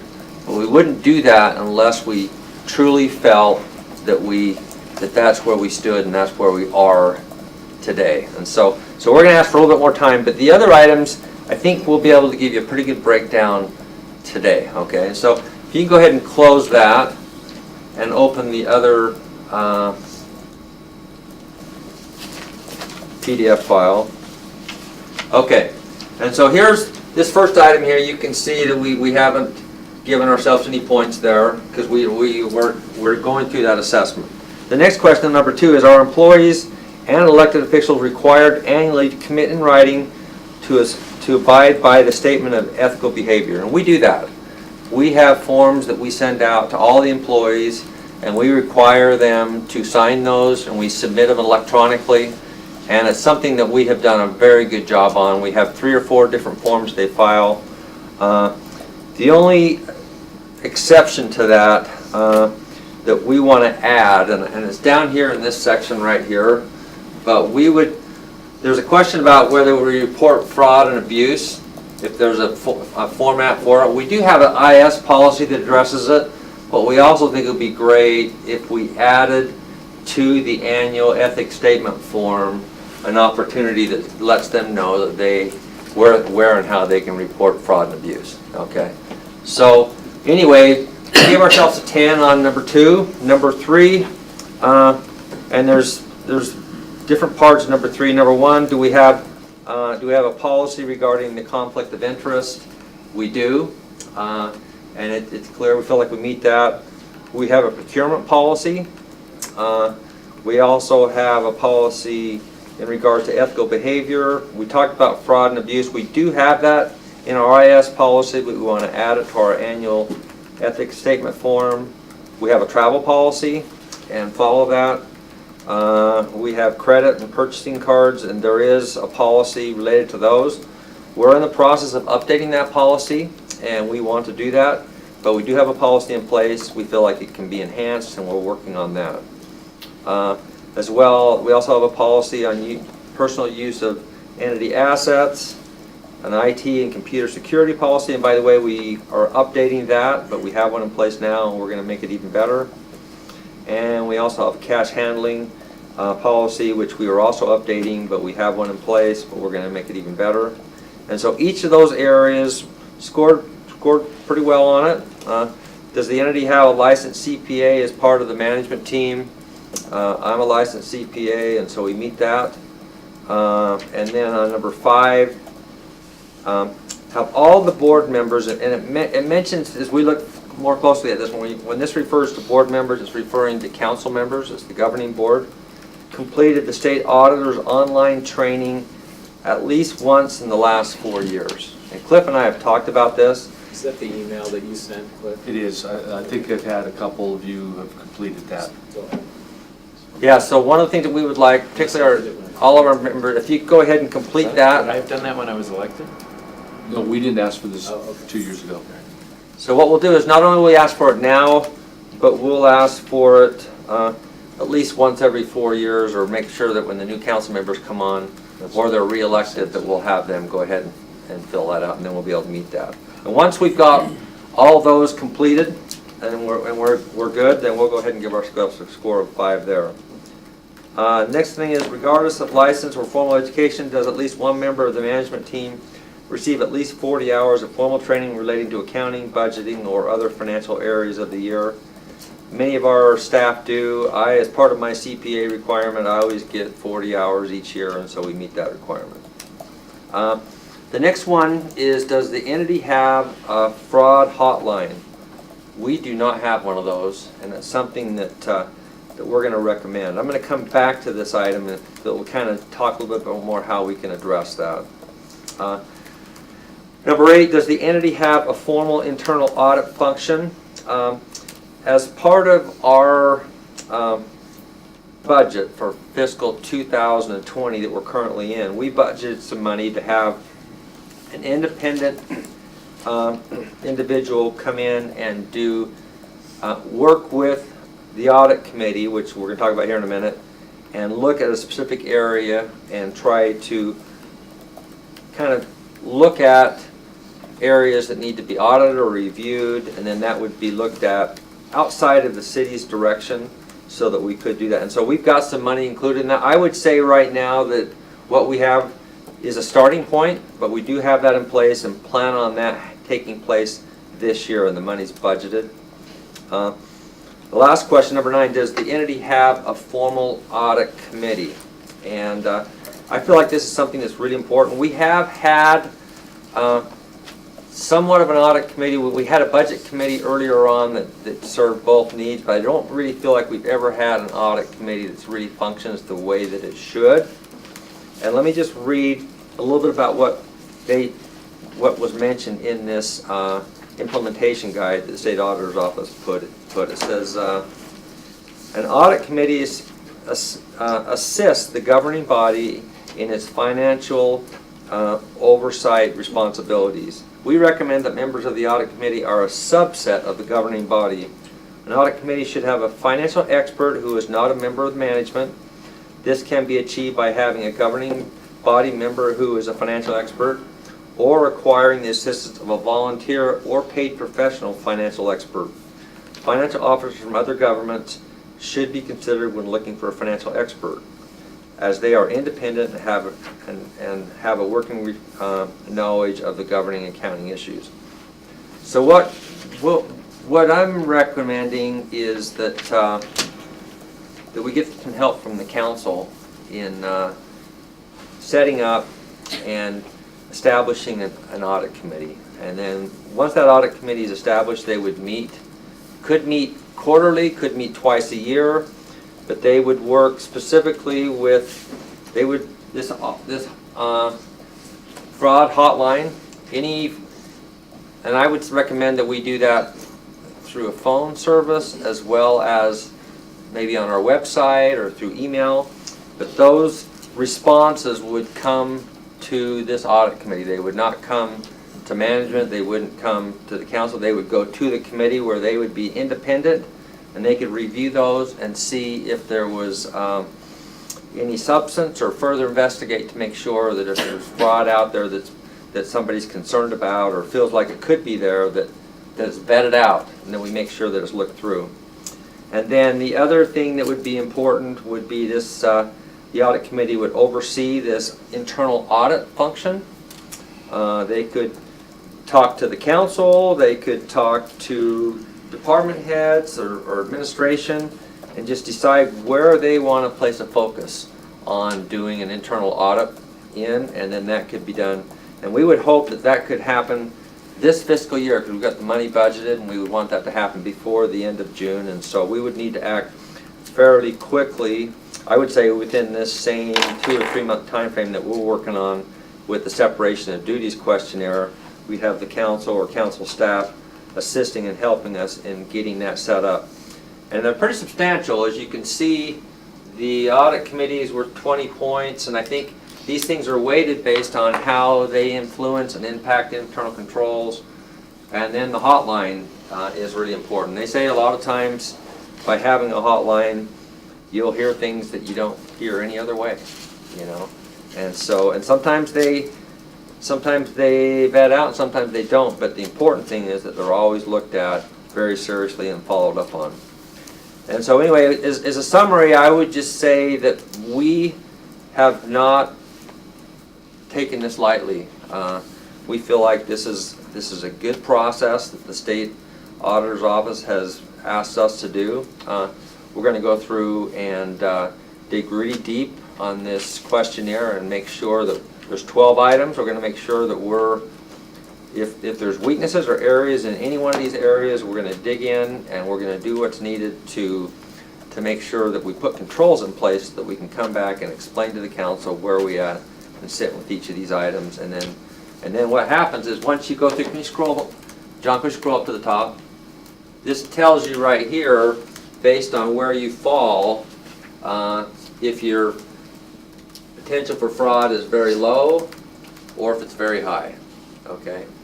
And it's pretty easy to tell that if you don't have proper separation of duties, you have a high potential for fraud. And so that's very important. So with that, I'm happy to answer any questions and love to hear from you. Yes? You mentioned you were looking for help from the council. Could you just clarify how we can best help? I think that what we're looking for is help in establishing who could sit on this audit committee and helping us get it established so that they can meet and they could start working on some of these items and getting this rolling so that we have that in place. And then the other thing would be to go in and take the training for council members. We'll work with you on that. Yeah, those are probably the big things. And then we'll work on this other questionnaire, and then what we do is we come back in a work session probably around the middle to end of March, and we'll give you our walk through the questionnaire, and then hopefully by that time we've actually got an audit committee. We have a fraud hotline actually set up, which I would say, and we can work through the logistics of getting the number set up and getting it set up on, so that we have it. I think we'd want it on our website, so people could just go in and click on a link and they could log equipment if they wanted to. Any other questions? Thank you very much. Okay, thank you. We have now hit the bewitching hour of 4:30. We have one item left on the agenda, I believe. So, this is an item that we'll be hearing this evening. Generally, we talk about land use items for 5 to 10 minutes in the work meeting beforehand. It's a more informal place to ask questions about presentation, proposal or whatever. But if, unless there's an objection, we're going to move forward or just skip this and receive the full presentation in tonight's meeting. Is there any objections to that? Excellent. Mr. Chair, before we move to the next, to the question of a closed meeting, we've had a tradition the last several years of singing happy birthday for birthdays, and I'd like to discontinue the singing part, but we think it's very important to acknowledge the birthday. And Councillor Sewell. Was that a comment on our singing skills? Yeah, I was going to say. Well, we don't have Bryce for one. He just doesn't want to be in charge of leading it. But, yeah, that's right. But we wanted to acknowledge Dave Sewell, who had a birthday 2 days ago, and wish him a happy birthday and provide him with the card that we've all signed. Okay. Happy birthday, Dave. Happy birthday. All right. We will now consider a motion to close the meeting. Mr. Jones? Yes, so we have two items for discussion, both of which do fall under the approved topics for a closed session. One has to do with potential purchase of property, and the other has to do with litigation, where, especially with the coming on of the new council members, we wanted to give you a kind of a very brief, big picture overview of litigation that the city is currently involved in.